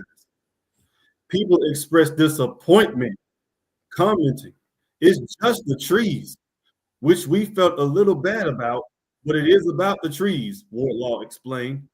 There's something nice to that. That's the tradition. We don't want a big, glizzy, fancy thing. You see this? They going hard, man. They making sure they giving you so you won't just leave the tree be. They're giving you cash prizes. They're giving you bragging rights. They're giving you gifts. They get just so you could be the biggest idolater. The biggest idolater, right? And this is Christmas Tree Lane, man. I never heard of this until that thing, right? Okay, that's it on this article. But now we got the history of what the Lord is doing over there, man. Right? What the Lord got going on. So we see there's a lot of historic things being destroyed. There's a lot of things that the Lord is doing over there. So let's go back real quick. Is that? No, that. But you want 16 or you want to go back to 5? Nah, 5 and 8. 5 and 8. All right, it's second Ezra chapter 5 and verse 8. There shall be a confusion also in many places, and the fire shall be sent out again, and the wild beasts shall change their places, and mistress women shall bring forth monsters. Right? And that's happening now, right? So go ahead. And salt water shall be found in the sweet, and all friends shall destroy one another. You see, so salt water should be found in the sweet. Everything gonna be salty, man. Ain't gonna be sweet no more out here, man. Right? And friends shall what? And friends shall destroy one another. You see that happening right now with Jim Jones and Cameron, man. They used to be best of friends with the Dipset. Right? We seeing the hatred for our people, man, amongst each other. Best friends become strangers, man. Like Nas said, go ahead.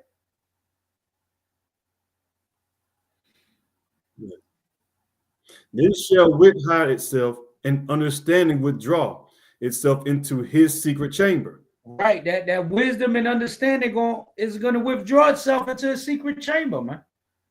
These people don't even know they doing it for the children. They doing it for bragging rights. They doing it but it's all idolatry, man. And it's the biggest in all of America. And the Lord flamed that thing, man. You think it's going to be up and running next year? You think they're going to have the Christmas lights up next year? Maybe some. But they ain't going to get them houses back up in a year, I'll tell you that much. Right? Go ahead. And shall be sought of many, and yet not be found. Then shall unrighteousness and inconsistency be multiplied upon earth. Is that not what we're reading? For 110 years, this thing been going on, and every year it gets bigger. Every year they dedicate more idolatry. Right? So it says that in continuity, right, be multiplied upon the earth, man. Unrighteousness is going to be multiplied upon the earth. Go ahead. One land also shall ask another, and say, is righteousness that maketh a man righteous going through thee? And it shall say no. Right. They ain't no man righteous coming out of this thing, man. Nobody's righteous. Nobody's striving to be righteous except the Israelites. Nobody's telling you to keep God's commandments except the Israelites. Right? Go ahead.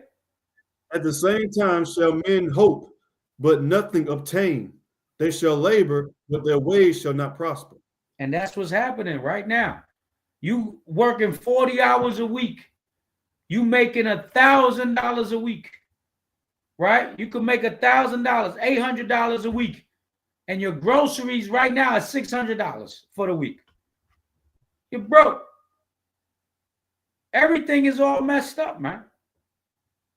Everything is messed up. And then y'all got hope. Y'all got hope in the great white hope. Right? Let's go to real quick. Let's go to no, that's it. We're gonna go to this other thing now. We're gonna drop the fires, man. Everybody's talking about the fires. Let's talk about this cold weather now, right? The blast of the cold freezes. Let's go to Genesis 8 and 16. Let's go to Genesis 8 and 16. Because the book of Genesis, chapter 8, verse 16. Go forth of the ark, thou and thy wife, and thy sons wives with thee. Right. Bring forth with thee every living thing that is with thee, of all flesh, both of fowl and of cattle, and of every creeping thing that creepeth upon the earth, that they may breed abundantly in the earth, and be fruitful and multiply upon the earth. Right. Verse 18. And Noah went forth, and his sons, and his wife, and his sons' wives with him.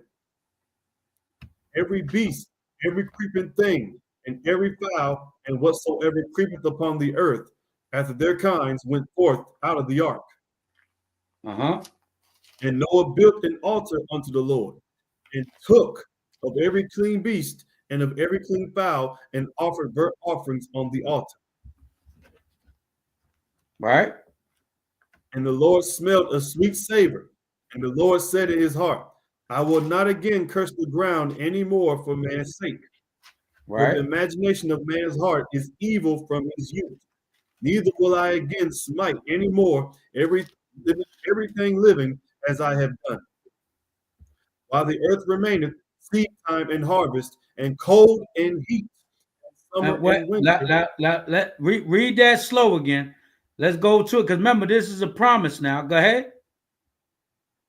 While the earth remaineth, seed time and harvest, and cold and heat, and summer and winter, and day and night shall not cease. So all of this is not going to cease. All these seasons is not going to cease. This is part of that promise. You see what I'm saying? After what he told Noah, all these seasons is going to come every year.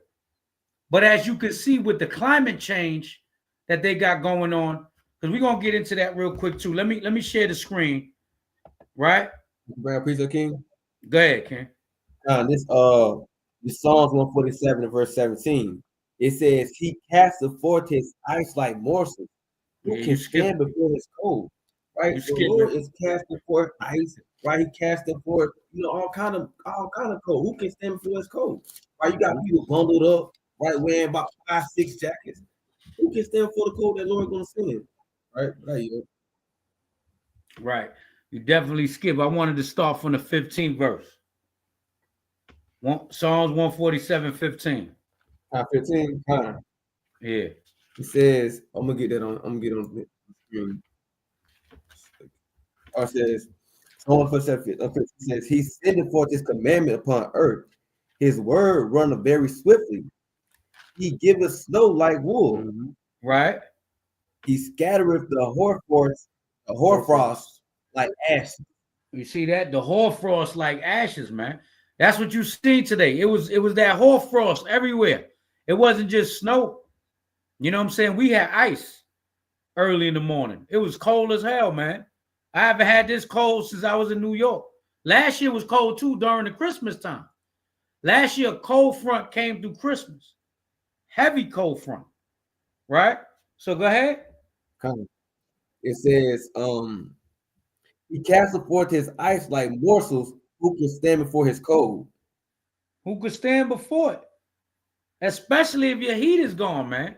You ain't got no electric on. It's crazy out here.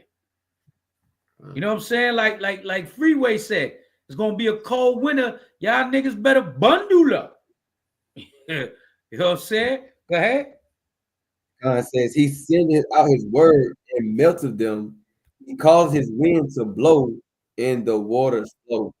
You see that? When he sent out his word, man, it melt them. That fire, then the cold, right? It tell you then he does what?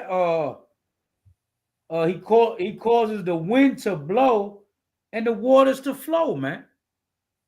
Right? Go ahead. He showeth his word unto Jacob, his statutes and his judgment unto Israel. He had not dealt so with any nation. You see that? We the ones that understand what's going on.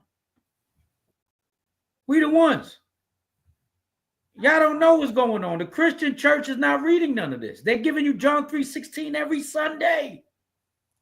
Every Sunday. Right? Let's go to Sirach 43. Sirach 43 and 13.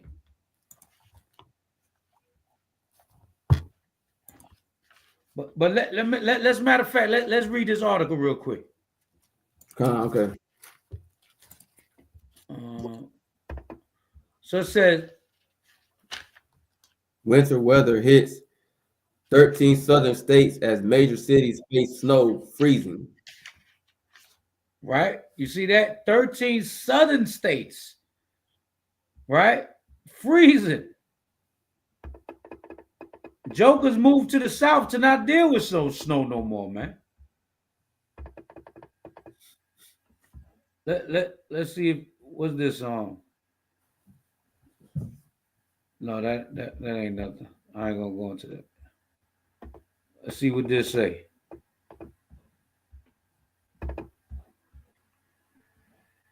Get up. It says winter weather will bring snow and cold temperatures to 13 southern states this weekend as a winter storm moves across the West. Why it matters. Millions of people are preparing for dangerous winter weather as a storm takes hold over much of the southern and central U.S. The National Weather Service issued myriad warnings and advisories on Thursday, warning of the treacherous conditions, including a winter weather advisory, winter storm warning, winter storm watch, and a freeze warning. Yeah, and a freeze water. Not only do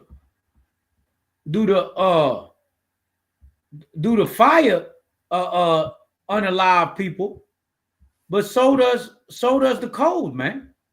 You know what I mean? People freezing to death. You can freeze to death. You catch frost bites and all of that, right? Um, yeah, let's read that part. Next one, what to know. Okay, it says what to know. The U.S. Census Bureau considers 16 states in the District of Columbia as southern states: Delaware, Florida, Georgia, Maryland, North Carolina, South Carolina, Virginia, West Virginia, Alabama, Kentucky, Mississippi, Tennessee, Arkansas, Louisiana, Oklahoma, and Texas. Of those, the following 13 are expecting either freezing weather or snowy conditions this weekend. And these are hot states, man. You know what I'm saying? Well, West Virginia, Virginia up there be a little chilly. You know what I'm saying? Virginia be cold, right? But Kentucky, Mississippi, Tennessee, Texas, Georgia, Florida. You know what I'm saying? Florida, as hot as Florida be, All right. right? What it say? Texas, the northern half of the Lone Star State, is under a winter weather advisory, with major cities like Dallas and Fort Worth under a winter storm warning. The alerts warn residents that heavy mixed precipitation is likely to occur through noon on Friday, with snow and sleet expected. Accumulating ice would worsen travel conditions, which are expected to be treacherous. A winter weather advisory is in place for a wider area, including San Antonio, where freezing rain is the biggest threat. Freezing rain, man. And you know what's the most dangerous part about this is that these southern states, they're not used to this, so they don't know how to prepare on them roads. They don't got the machinery that up north has. You know, when you're in New York, man, they got them sanitation trucks, and them sanitation trucks, they got the big shovel in the front of the joint, in the front of the truck, the big joint, the extension they put on there to shovel all the snow to the side. They shove it to the side, and then the back is spitting out salt. So the back is throwing all the salt on the ground as they shovel the ice. So whatever residue that's left, it clears the streets out. It becomes clear, and it's just wet, but it don't become frozen. It don't become, you know what I'm saying? They know how to maneuver around it. These jokers out here don't know what's going on. You know what I'm saying? That's why you look at that road. Look at the way that road look. Because they ain't shoveling, they ain't sending no trucks through there. They don't know how to deal with this. Right? Look at what it say. It says Oklahoma, Arkansas, and Louisiana. The entire state of Oklahoma is under either a winter storm warning or winter weather advisory, with meteorologists warning of heavy snow up to 4 inches. Oklahoma City is under the winter storm warning. Nearly the entire state of Arkansas is under a winter storm warning until Friday night. Little Rock and Hot Springs are expecting around 6 inches of snow, with meteorologists urging people to delay any travel until conditions improve. Northern Louisiana also will be hit by the storm. The biggest impacts are expected in the northwest corner of the state, including Shreveport, up to 6 inches of snow is possible. Mississippi and Alabama. The northern third of Mississippi and Alabama will be clipped by the we go with that. So you get it. You get the point, right? All of these is expecting snow to 3 inches and better. Everywhere is expecting 3 inches and better. Right? Florida, 28 degrees. That's crazy. Right? Freeze warning. They ain't expecting no snow, but they got 28 degrees out there. Right? So let's go to Iraq. Let's go to Iraq 43 and 13. You're going to drop that one.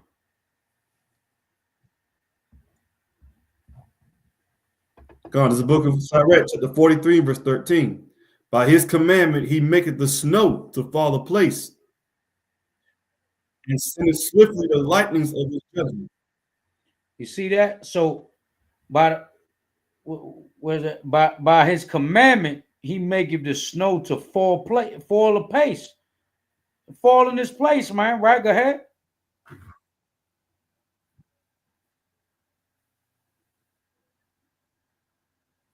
Through this, the treasures are open, and clouds fly forth as fowls. By his great power, he maketh the clouds firm, and the hailstones are broken small. Right. At his sight, the mountains are shaken, and at his will, the south wind bloweth. Right. These are them south winds, man.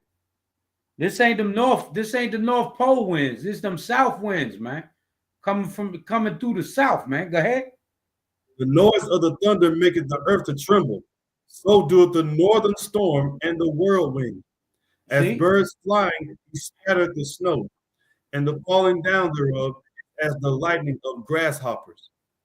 Right? It's just coming down, man, like grasshoppers. Right? Just all over the place. Go ahead. The eye marveleth at the beauty of the witness thereof, and the heart is astonished at the raining of it. Right. The hoarfrost also as salt he poureth on the earth, and being congealed, it lieth on the top of the sharp stake. And that's what's happening, right? Go ahead. When the water north wind bloweth, and the water is congealed into ice. Now read that again. When the cold north wind bloweth, and the water is congealed into ice, it abideth upon every gathering together of water, and clotheth the water as with a breastplate. Watch, we're gonna get to it. It devoureth the mountains, and burneth the wilderness, and consumeth the grass as fire. You see that? This water, this ice, this cold is compared to fire. As if the fire, man.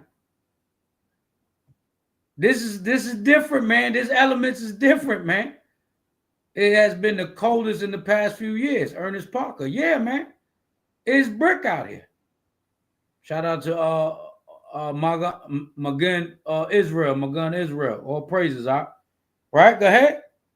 A present remedy of all is a mist coming speedily, a dew coming after heat refresheth. Where you at? Verse 22. Okay, yeah, read that again. Verse 22, a present remedy of all is a mist coming speedily, a dew coming after heat refresheth. After heat refresheth, man. Go ahead. By his counsel he appeaseth the deep, and planted islands therein.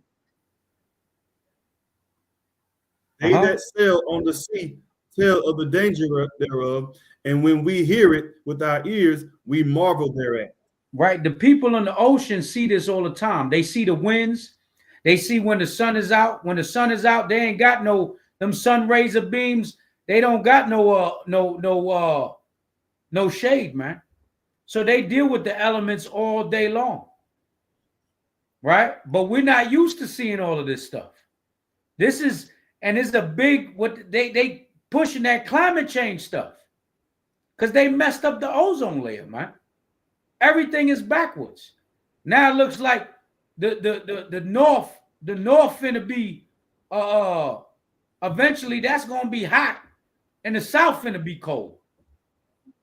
Everything is off his axle, man. Everything is out of place right now. Elijah Israel, that was Sirach 43 from 13 to the 24th verse. Right? Let's go to Job. Let's go to Job 37. Job 37 and 1.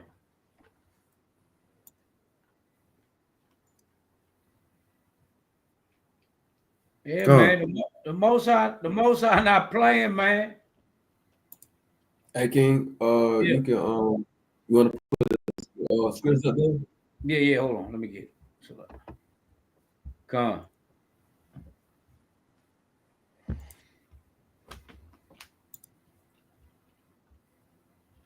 Comes the book of Job, chapter 37 and verse 1. At this also my heart trembleth and is moved out of his place. Hear attentively the noise of his voice and the sound that goeth out of his mouth. Right. He directed it under the whole heaven, and his lightning unto the ends of the earth. So the Most High sends it. This comes from his mouth, man. The elements come from the Most High's mouth, man. When he says it, let it be done, it's gonna go. Right? If you say gonna snow, it's gonna snow. If you say he's gonna rain fire from heavens, he's gonna rain fire from heavens. Go ahead. After it a voice roareth, he thundereth with the voice of his excellency. He will not stay them when his voice is heard. Right. God thundereth marvelously with his voice. Great things doeth he, which he cannot comprehend. We can't comprehend what he does. We can't comprehend why it's so cold. Why half of America is on fire and the other half is freezing. How does the Lord do that? The Lord got, it's like he got Joker's head in the freezer and the same Joker head in the freezer, he got his feet in a microwave. The Lord different, man. Right? It tell you we cannot comprehend. We just know these are signs of the times, man. Through all the judgment is happening, the Lord is like, I'm coming for you, America. Not I'm coming to America, but I'm coming for you, America. Right? Go ahead.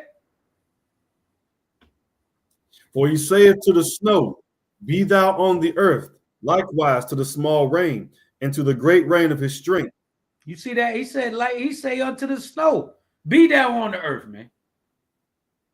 Go let a monologue and his sons build a snowman in Atlanta, man. Show young Jeezy that he ain't the only snowman in Atlanta. And it was done. Right? Go ahead. He sealeth up the hand of every man, that all men may know his work. Right? Then the beasts go into dens and remain in their places. You see that? The beasts go into their dens and remain in their places. Right? And then he's taking beasts from different parts and they moving around. That's why you're going to start seeing, man, you're going to see mountain lions in New York City, man. You're going to be walking, you'll be like, yo, you done seen the sewer rats. You done seen the rats in New York. Then you're going to see mountain lions running through there. You know what I'm saying? Might see something else. Right? Go ahead. It might look like Jumanji. Go ahead. Out of the south cometh the whirlwind, and cold out of the north. You see that? Out of the south cometh the whirlwind, and of the north, out of the cold come out of the north. Now, what's the south known for? Tornadoes, man. Tornadoes come out the south. Right? Go ahead. By the breath of God, frost is given, and the breadth of the waters is straightened. By the breath of him, again, whatever comes out of his mouth, man, the frost is given. Right? Go ahead. Also by watering, he weareth the thick cloud, he scattereth his bright cloud. Right? Also by watering, he weareth the thick clouds, man. Go ahead. And it is turned round about by his counsels, that they may do whatsoever he commandeth them upon the face of the world in the earth. Whatever the Most High say is going to be done. It's raining on this side of Georgia, and it's snowing in Atlanta. And we what, an hour and a half away, hour and 45 minutes away. And this is how the Lord does it, man. Right? Go ahead. He causes it to come, whether for correction or for his land or for mercy. You see that? He causeth it to come, whether for correction or for the land or for mercy, man. Because water, it waters the soil. It waters the trees. It feeds the plants. It feeds the earth. But too much water can destroy. It can flood you out. If it's cold water, it could become snow. It could freeze you. This is the elements of the Lord, right? Go ahead. Hearken unto this, O Job. Stand still and consider the wondrous works of God. Right? And at this time, this is the young boy talking to him. Right? He getting checked by Elihu. Right? Go ahead. Doest thou know when God disposed them and caused the light of his cloud to shine? Doest thou know the balancing of the clouds, the wondrous works of him which is perfect in knowledge? So he asking him this, right? And you got to understand, Elihu's seeing the storm coming. He's seeing the storm coming right now. Right? Go ahead. How thy garments are warm when he quieted the earth by the south wind? Hast thou with him spread out the sky, which is strong and has a molten looking glass? So he said, how are thy garments are warm when he quieteth the earth by the sound of wind? You know what I'm saying? Are you warm enough? Right? It says, has thou with him spread out the sky, which is strong and molten and as a molten looking glass? You don't know the ways of the Lord. That's why these jokers come over here. The Lord is love and God is love. God is not love all the time. It's showing you this here. He does all of these things. He controls elements that destroy families, man. But with them same elements, he feeds the earth. He bring forth fruits. He bring forth seed. He bring forth food for you to eat. Right? He was going to bring something out? Okay. Go ahead.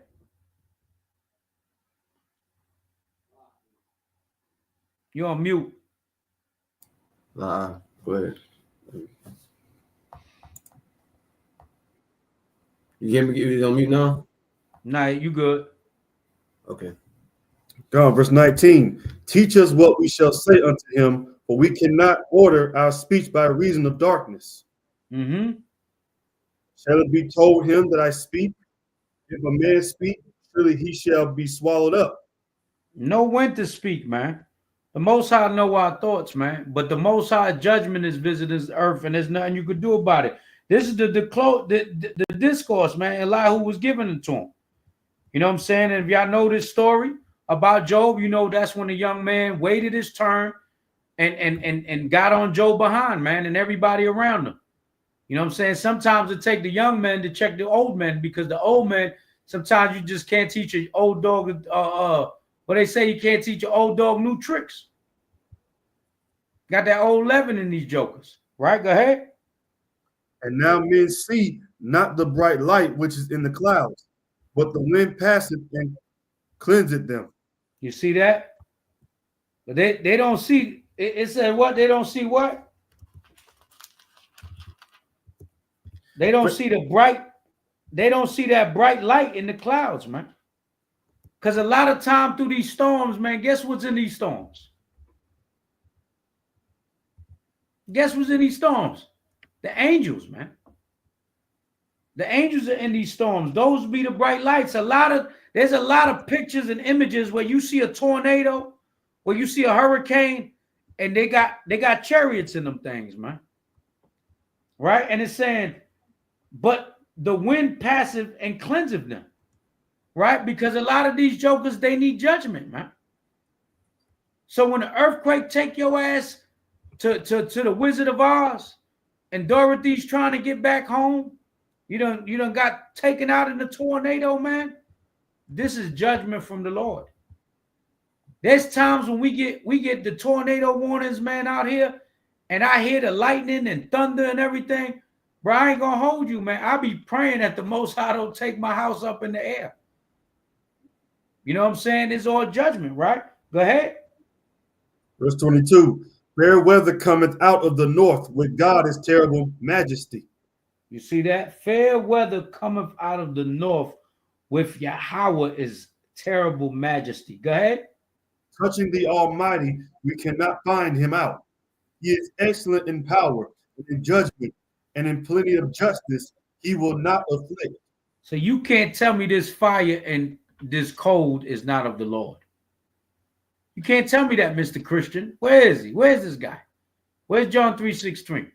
John 3:16. Did he leave? Go ahead. Men do therefore fear him. He respecteth not any that are wise of heart. He don't respect you if you wise in your own mind, man. So the Lord is the controller of all these things. Allah who was asking him, are you with him when he's doing this? Was you with him when he created it? Are you with him now while he's doing it? He see the storm coming, man. And we see a storm coming, and that's what we're warning you about. We're warning you of the storm to come. What you see is nothing yet. You're going to see a storm of missiles. That's the end result, is going to be a storm of missiles, man. And that's what's coming to this place, right? Let's go to Job 38:17.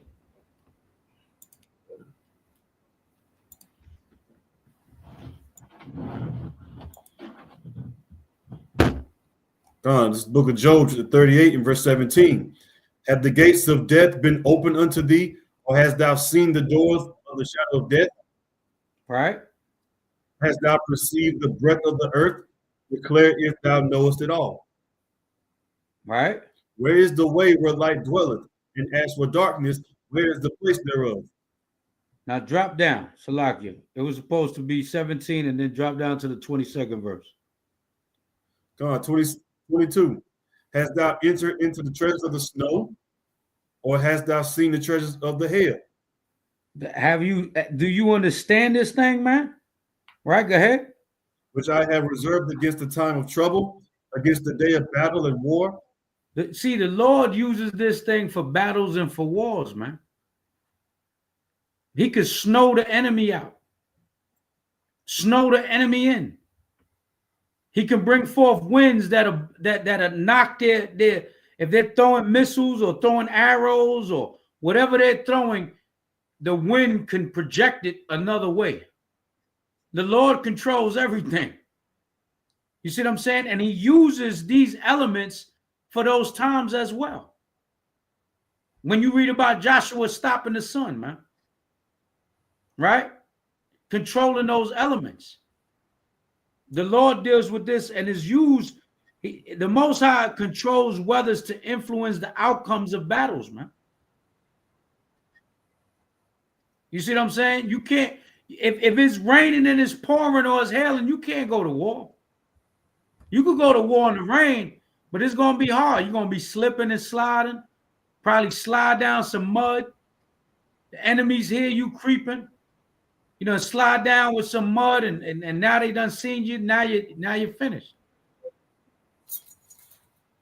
Right? There's a lot of things that go on there. Give me a judge. You was gonna bring something out, Elliot? La. Go to Judges, the 5th chapter. And that's what I want to show y'all, because this is where he influenced a battle, right? This is where he influenced the battle. Can you say, we said Judges what now? 5th chapter. What verse? Start from 1. Sure. It's the book of Judges, chapter 5, verse 1. Then sang Deborah and Barak, the son of Abinoam, on that day, saying, Praise ye the Lord for the avenging of Israel, when the people willingly offered themselves. Hear, O ye kings, give ear, O ye princes. I, even I, will sing unto the Lord. I will sing praise to the Lord God of Israel. Right, so we're going to sing praise to the God of Israel. Go ahead. Lord, when thou wentest out of Seir, when thou marchest out of the field of Edom, the earth trembled and the heavens dropped. The clouds also dropped water. What did the clouds drop? Water. Go ahead. The mountains melted from before the Lord, even that Sinai from before the Lord God of Israel. Okay, so now we're going to drop down. Go to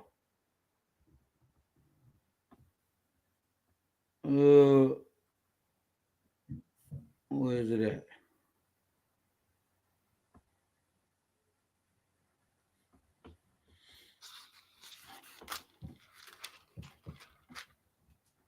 I want to see. Yeah, we ain't gonna read the whole thing. Go to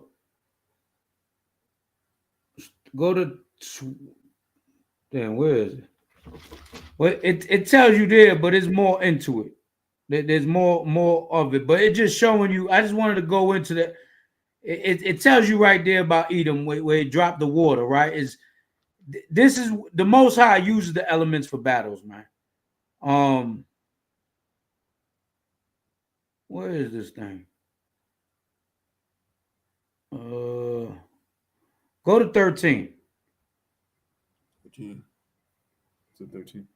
Verse 13. Then he made him that remaineth have dominion over the nobles among the people. The Lord made me have dominion over the mighty. Out of Ephraim was there a root of them against Amalek. After thee, Benjamin, among thy people, out of Machir came down governors, and out of Zebulun, they that handle the pen of the writer. Okay. Go to 19. Verse 19. The kings came and fought. Then fought the kings of Canaan and Tanakh by the waters of Megiddo. They took no gain of money. They fought from heaven. The stars in their courses fought against Sisera. You see that? The stars in their courses fought against Sisera. So the elements of the Most High, from the waters to the winds to the snow, to all the elements be used. You can read the rest of. You can read chapter 5 for yourself. But it's Barak defeats the army of Sisera with the torrential rainfall, causing their chariots to be stuck in the mud, man. So they have to flee on foot. That's when you get the whole thing. Where is that though? Let me get that part. I'd appreciate King. But you got let me just get that real quick in this thing. Tenfold. Where's that, man? That's what I'm trying to get. When them goddamn chariots was stuck.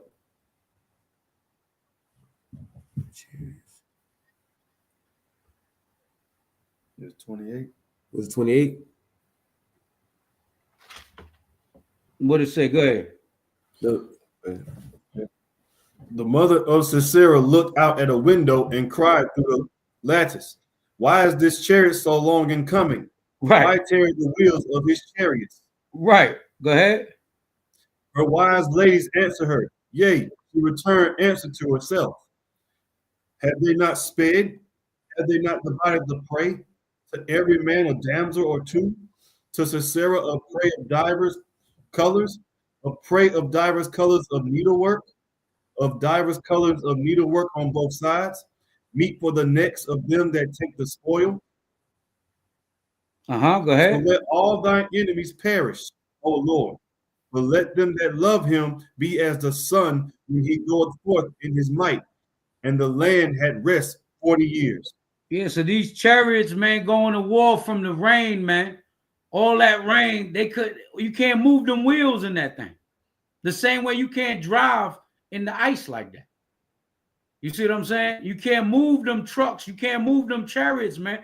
Them chariots was stuck in there. And they like, yo, how is that chariot not coming? What's going on? It's not moving. It's stuck in its position. But go ahead, I'll bring that precept. Kind. And like the king said, you know what I'm saying? The Lord, he used the elements, right? And with that being said, the elements even have to praise the Lord. Just going to this the book of the prayer of Azariah, right? It says, "O ye fire and heat, bless ye the Lord, praise and exalt you above all forever. O ye winter and summer, bless ye the Lord, praise and exalt him above all forever. O ye dews and storms of snow, bless ye the Lord, praise and exalt him above all forever." So the Lord, he uses all the elements to do whatever his will is, because he have that's the most high. He's omnipotent. He's all powerful, right? So he uses whatever he do to show his power throughout the earth. I just want to say that. Right.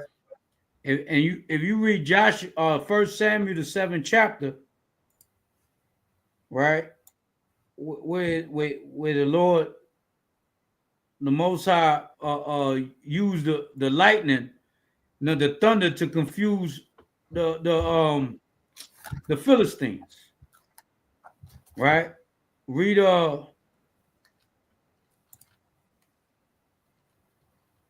for 7 and 5. 1 Samuel 7 and 5. No, start from the 4th verse. 4th verse.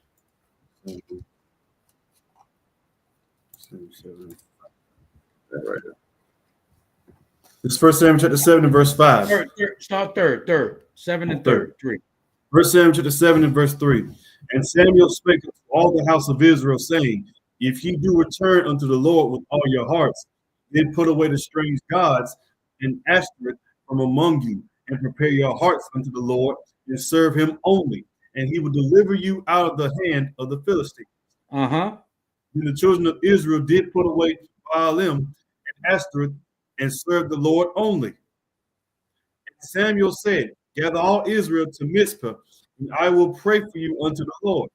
Right. And they gathered together to Mizpah, and drew water, and poured it out before the Lord, and fasted on that day, and said there, We have sinned against the Lord. And Samuel judged the children of Israel in Mizpah. When the Philistines heard that the children of Israel were gathered together to Mizpah, the lords of the Philistines went up against Israel. And when the children of Israel heard it, they were afraid of the Philistines. Right. And the children of Israel said to Samuel, Cease not to cry unto the Lord our God for us, that he will save us out of the hand of the Philistines. Right. So now you get the context. Now let's go down to go down to 10. Read the 10th verse. Verse 10. And as Samuel was offering up the burnt offering, the Philistines drew. And as Samuel was offering up the burnt offering, the Philistines drew near to battle against Israel. But the Lord thundered with a great thunder on that day upon the Philistines, and discomfited them, and they were smitten before Israel. He discomfited them with thunder, man. They was like, what the hell was that going on? Right? And he smitten them before Israel, right? Go ahead.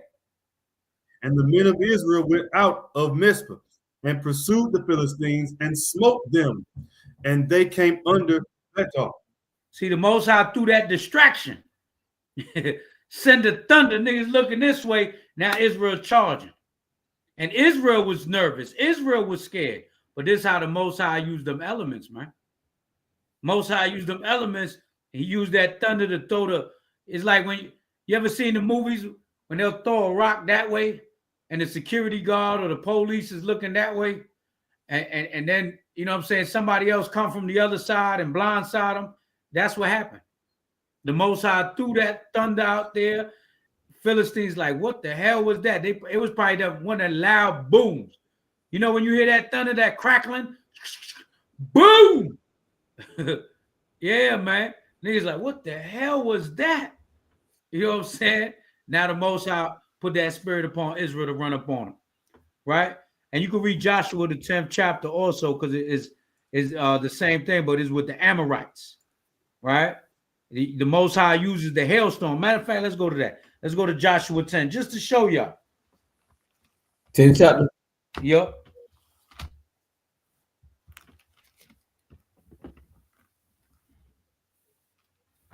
This is Joshua chapter 10, verse 1. Now it came to pass when Adonizedek, king of Jerusalem, had heard how Joshua had taken Ai and had utterly destroyed it, as he had done to Jericho and her king. So he had done to Ai and her king, and how the inhabitants of Gibeon had made peace with Israel. Hold on now. We're gonna go right back to look for the hell in there. Real quick. So we don't have to read all of that. So the hell, okay, kind. Go read from 8 verse. 8. Joshua 10 and 8. And the Lord said unto Joshua, fear them not, for I have delivered them into thine hand. There shall not a man of them stand before thee. Joshua therefore came unto him suddenly and went up from Gilgad all night. The Lord discomforted them before Israel and slew them with a great slaughter at Gibeon, and chastened them along the way that goeth up to Bethron, and smote them to the Azekah and unto Makkedah. Right. And it came to pass as they fled from before Israel and were in the going down to Bethron, that the Lord cast down great stones from heaven upon them unto Azekah, and they died. What does the Lord cast down? That the Lord cast down great stones from heaven upon them unto Azekah. That's that hell, man. Right? Them damn boulders coming out the heavens, man. They look like baseball sometimes. Boom, boom, right? Go ahead. And they died. There were more which died with hailstones. There you go. They, the children of Israel, slew with the sword. Right? Those are them stones, man. Them hailstones, right?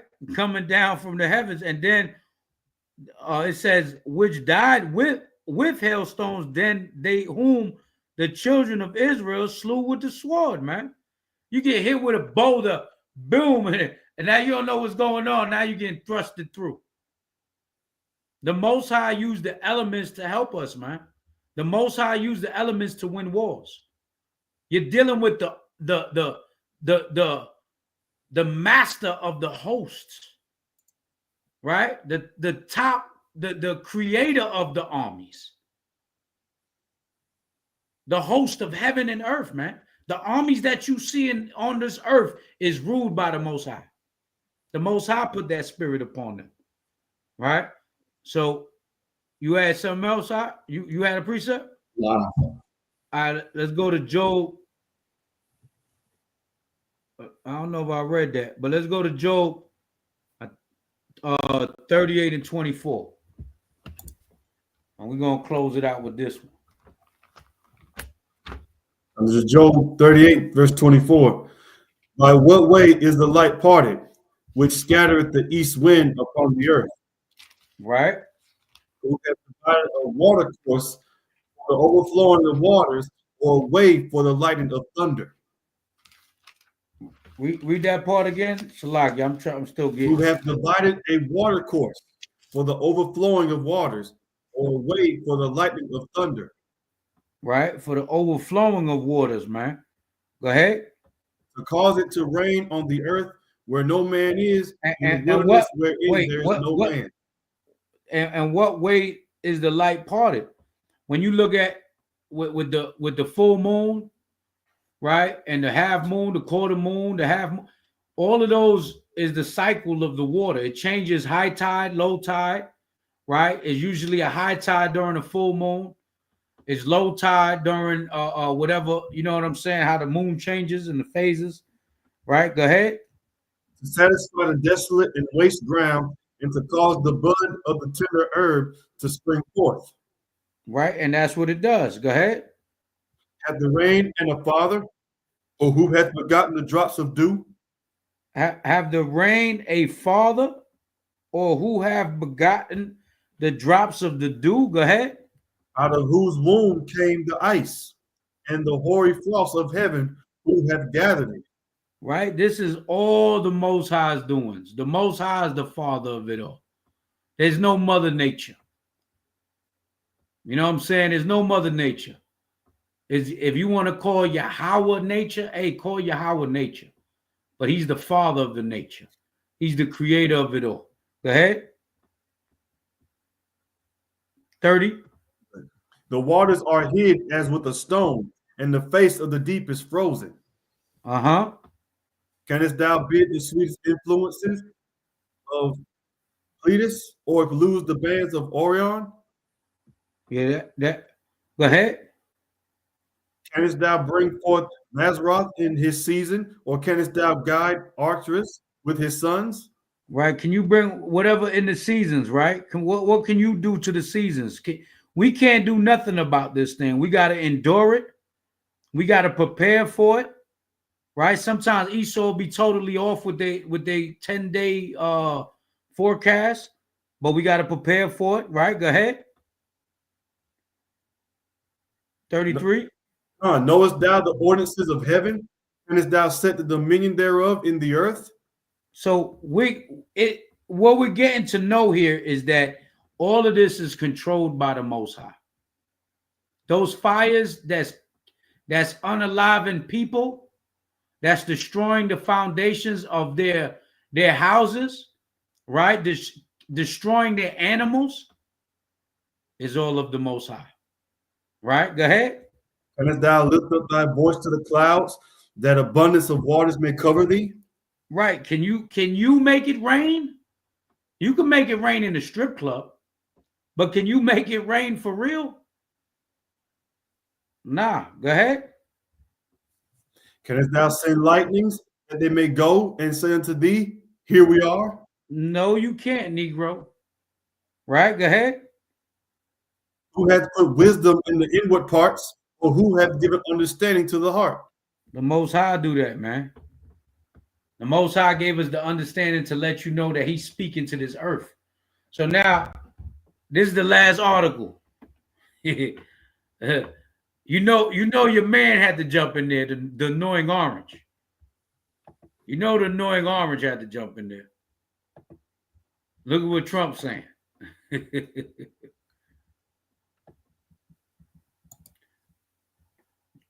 Real quick, I'll read that part. Trump shoots his mouth as LA burns. His claims about fire hydrants don't hold water. That picture they put is crazy.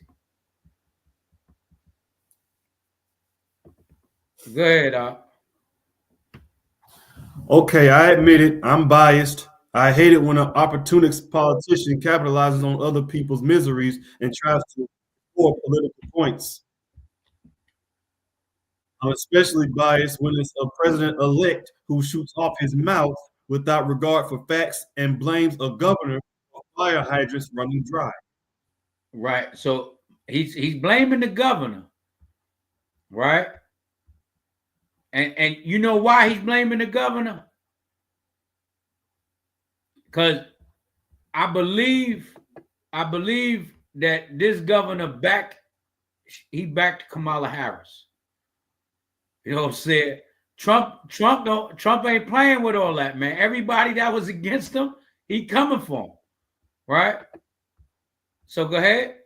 Not that Democrat Gavin Newsom is a perfect governor, but his California water policies had no more to do with Pacific Palisades hydrants dried up during a firestorm. Then did Republican Donald Trump's turning on sprinklers at his golf course. Right. So they throwing shots, man. This is a kingdom divided, man. Right, go ahead. News reporters shouldn't allow personal bias to seep into their stories, as Los Angeles Times owner Patrick Soon-Shion has reminded us. Reporters have long strived to not do so and mostly succeed. But I'm a reporter. I'm a communist Columnist. analyzes columnist who analyzes and opines. And yes, I'm biased, but on issues not politics. Politics. Like it has always been my view that liberals, moderates, and conservatives all have good and bad ideas. Neither party has a monopoly on truth and justice, except in related to Trump. All right. Go ahead. Okay. Yeah. I had something. I had to look up something. You kind of said something. The governor, this governor, he actually did support Biden, and he supported Kamala. I'm gonna just read this a couple headlines. It says Gavin Newsom once Biden's biggest cheerleader. So they called this dude Gavin. He was a cheerleader for Biden. I'm reading another one. It says Gavin Newsom. This is from the LA Times. It says Gavin Newsom navigates new role behind Kamala Harris. So he actually did. Yeah, you see what I'm saying? Trump taking everything personal, bro. Remember, these jokers was trying to lock him up. They was trying to lock him up. They was behind him getting locked up. That's why you know what I'm saying? He free. He a free man now, goddamn. And he gonna be the president. So he gonna take it out on all of them. Any chance he get, he gonna come for them. That's just the way he is, right? Go ahead. I wanted to give Trump the benefit of the doubt and watch whether he really intended, as promised, to be a president for all Americans, but the guy just can't help himself. Hey, this is a kingdom divided, Jack. Right? This thing is not going to stand. It can't stand. Look at it. In the midst of a crisis, they're all pointing fingers about why it happened and who did it. You know what I'm saying? And truth be told, like, how does the fire hydrants don't have water, though? That's kind of crazy. Right? Go ahead. When Trump blamed Newsom for water hydrants going dry, at specific Palisades burned, it was something people should dismiss as just another trumpet. He was a president-elect mouthing off and showing his ignorance in a barrage of vindictiveness and insensitivity as thousands of people fled for their lives and hundreds of homes blazed into ashes. Yes, right. I'm biased against anyone who's that uncivil, especially when he disrespects facts or worse, is a pathological liar. And he better be careful because Trump gonna get him out of there. Remember, the House is run by Republicans. You know what I'm saying? Go ahead. Yeah. Mm-hmm. So let's recap what Trump did. As scores of hydrants went dry while fire crews battled flames in Pacific Palisades, the president-elect instinctively went on social media to point the finger at his left coast political adversary, the Democrat he tastelessly derides as Governor Newsom. Newsom, that's crazy, y'all. Crazy. Go ahead. Governor Gavin Newsom refused to sign the water restoration declaration, but before him, that would have allowed millions of gallons of water from excess rain and snow melt from the north to flow daily into many parts of California, including the parts that are currently burning in a virtually apocalyptic way, Trump asserted. He wanted to protect an essentially worthless fish called a smelt, but didn't care about the people of California. Now the ultimate price is being paid. I will demand that this incompetent governor allow beautiful, clean, fresh water to flow into California. He is to blame for this. On top of it all, no water for fire hydrants, not firefighting planes, a true disaster. True dribble, putting it politely. Yeah, Trump going in, man. Right? First, what was this so-called water restoration declaration? There's no such document, responded Izzy Garden, Newsom's communication director. That is pure fiction. Trump probably was referring to his policy. So hold on. The man name is Newsom, and Trump called him Newscum.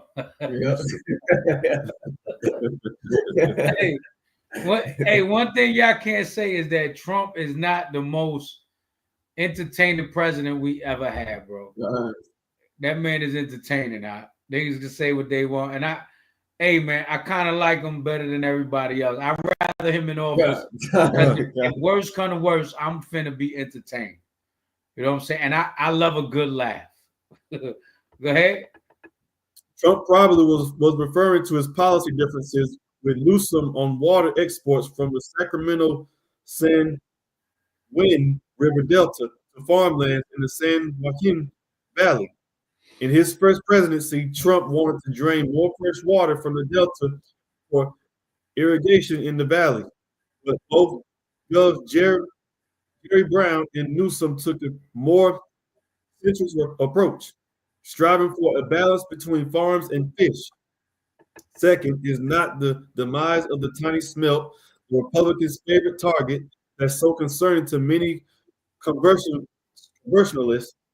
It's the rapid decline of iconic salmon that previously provided world-class recreational angling in the Delta and fed a healthy commercial fishery on the coast. Salmon fishing seasons have been closed recently to save what's left of the fish. Third, despite Trump's claptrade, plenty of fresh Delta water is being pumped south to fill fire hydrants in the tanks of firefighting aircraft. Hundreds of millions of gallons of water flow daily down the California aqueduct. Major Southland reservoirs are at historically high levels. Anyway, much of LA's water doesn't even come from the Delta. It flows from the Owens Valley in the Colorado River. Fourth, the hydrants went dry simply because there were too many fires to fight. The Los Angeles Department of Water and Power explained, storage tanks went dry.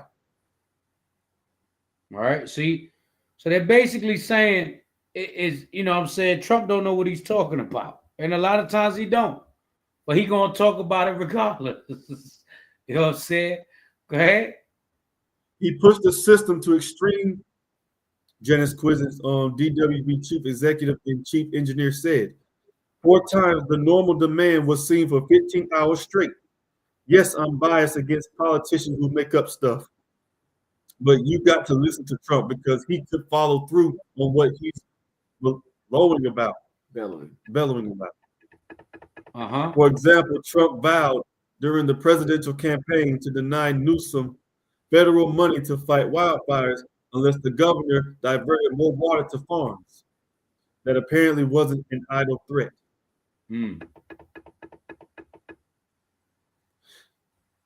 Trump initially refused to approve federal wildfire aid in 2018 until a staffer pointed out that Orange County, a beneficiary, was home to many voters who supported him. Politico reported.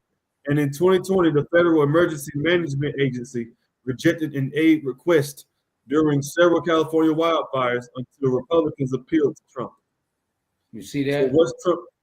You see that? So it says in 2020, a Federal Emergency Management Agency rejected an aid request during several California wildfires until Republicans appealed to Trump.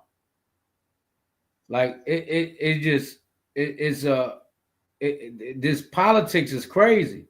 And see, they won't pass certain bills and all of that if they and do stuff in certain cities and states if they're not cool with you, man. if they not cool with the running president, but Trump about to get on something now because everybody that he's coming, the whole House, the whole Senate now is Republicans. So now it's gonna be an issue because he gonna make all these jokers that's throwing shots at him that was against him. He gonna make all of them pay, man. He gonna do it. He gonna come down with an iron fist. Watch. Go ahead. So what's Trump going to be like when he actually becomes president again and is wielding real power, not just running off at the mouth? You see that? They're saying, what's it gonna be like? If he doing this now, he gonna be crazy, right? Go ahead. Will he try to annex Greenland, seize the Panama Canal? When a reporter asked him whether he commit to not using military or economic coercion to achieve these goals, he immediately answered no. Will he keep calling Canada our 51st state? Go ahead. Yep, I'm biased against such immature and dangerous political leaders. Hey, man.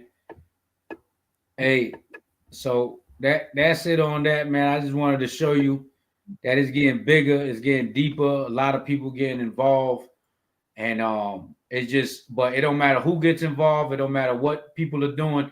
Through the Spirit of the Most High, Yahweh Shem Mashiach Yahweh Shah, this is all doings of the Lord.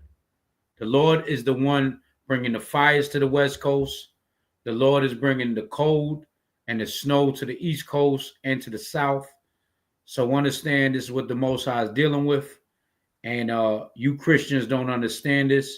And the only way you will understand this, you could probably understand it if you watch the video from the beginning.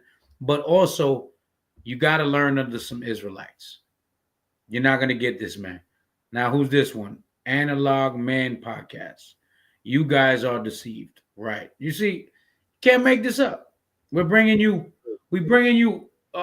scriptures.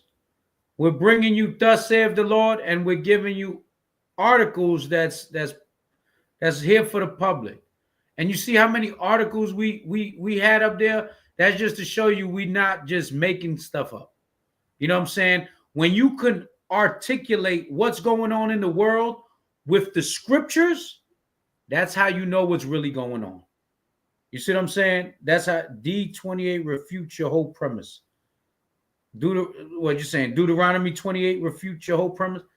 I hope that's what you're saying. That's what D28 is. You know what I'm saying? But listen, it's over, man. It's 3. You come over here at 3 o'clock in the morning to scoff. You come out here at 3 o'clock in the morning to talk. You know what I'm saying? Hey, man, we'll be back up tomorrow. You know what I'm saying? I know there's no rest for the wicked. So that's probably why you're up at this time and you got nothing to do but come on at the end of this thing. Egypt is not spiritual, it's literal. Okay. You see this? Yeah, he's just going to keep commenting now. Yeah. He wants to spam now. But listen, man, we ain't got time for this. It's 3:30 in the morning. Character attack. Okay, man. Listen, man. Life is what you make it. I'm not dealing with this joker, man. All praise, honor, and glory to the Most High. Hey, man, press thumbs down if you don't like the video, and because it still goes into the algorithm, and we'll take that, right? Can't attack the idea. Okay, listen. Life is what you make it. Yo, all praise, honor, glory to the Most High. Yahweh Shem Mashiach Yahweh Shah. If you learn one thing, hey, man, we did our job. You know what I'm saying? So, what we got coming up? We got the new moon, right? The new moon's coming up. January, is it January 29th? I think it's January. Yeah, 29th. January 29th, right? Mm-hmm. 29th. Okay. So January 29th is the next new moon. We'll be at the school if you're in Georgia. 2035 Flat Shoals Road, Conyers, Georgia, 2nd floor. Email us if you're trying to come through and you don't know nobody yet. TheServants144@gmail. That's TheServants144@gmail. If you want to send any donations, y'all can put it up in the chat. $ The Servants. You know what I'm saying? If you could put it up, that'd be greatly appreciated. $ The Servants. Everything is going to the ministry. You know, us brothers over here, we got jobs. You know what I'm saying? So whatever you send is going to the ministry. We pay rent for a school, feast days coming up, you know, many different things happening. We're trying to travel. We're trying to get we trying to get to a city near you. You know what I'm saying? And maybe Analog Man Podcast could pull up and see us face to face and bring forth his doctrine. And we could talk about it. You know what I'm saying? So again, all praise and honor, glory to the Most High. Look out for February, the end of February. There you go, $ The Servants. That's our Cash App, man. Everything is greatly appreciated. The end of February, the second week of February, Most High willing, we're gonna have a big unity camp amongst all the servants in the Northeast, in New York City, Times Square. Be on the lookout for the flyer. Soon cometh. Most High willing, we got him. And listen, man, if you in New York, I'm gonna need a little help at the end of February to move stuff in the U-Haul truck, man. I gotta move my family stuff in the U-Haul truck and pack them up and bring them down here. So it'll be great if you could pull up and help a brother, goddamn. You know what I'm saying? I'm gonna need help, manpower. Teamworks make the dreams work. But you got anything else to say out? Man, just continue being diligent, being on fire these last days. So continue to keep the Sabbath day holy, and keep watching the things that's going on. Keep watching the times. Stay on watch. It's time to repent. It's time to buckle down, man. It's time to get in these prophecies, man. It's time to get in these prophecies. Like it's in Revelation. Blessed is he that readeth. So it's time to read and understand what times we're living in right now. All praises, man. So with that, man, stay tuned, subscribe, and you know what I'm saying, help push the ministry. We got a GoFundMe up too. Y'all can look it up under the servants. Now he says he prays for us, guys. You are lost in the cult, but there is still hope. I pray for your soul. Okay. You can't pray for us if you believe in white Jesus. I'm going to tell you that, Jack. You know what I'm saying? But all praise and honor, glory to the Most High. Shabbat Shalom. Kumya Sha'ala. And Lord willing, we see y'all soon, man. We're going to be tomorrow. In the morning when we wake up, we'll be live. I know Aliyah probably get up before me. He probably go live before me. All praise and honor, glory to the Most High. We're gonna be on this thing tomorrow because it's cold. It snowed outside. We're dealing with the Lord's frost. So we just in here doing what we can. We're not going to go and rebuke the winds and catch the flu. You know what I'm saying? We're not going to do that. So all praise, honor, glory to the Most High. Kumya Shala. We still got next, man. All praises. Shalom. Shalom.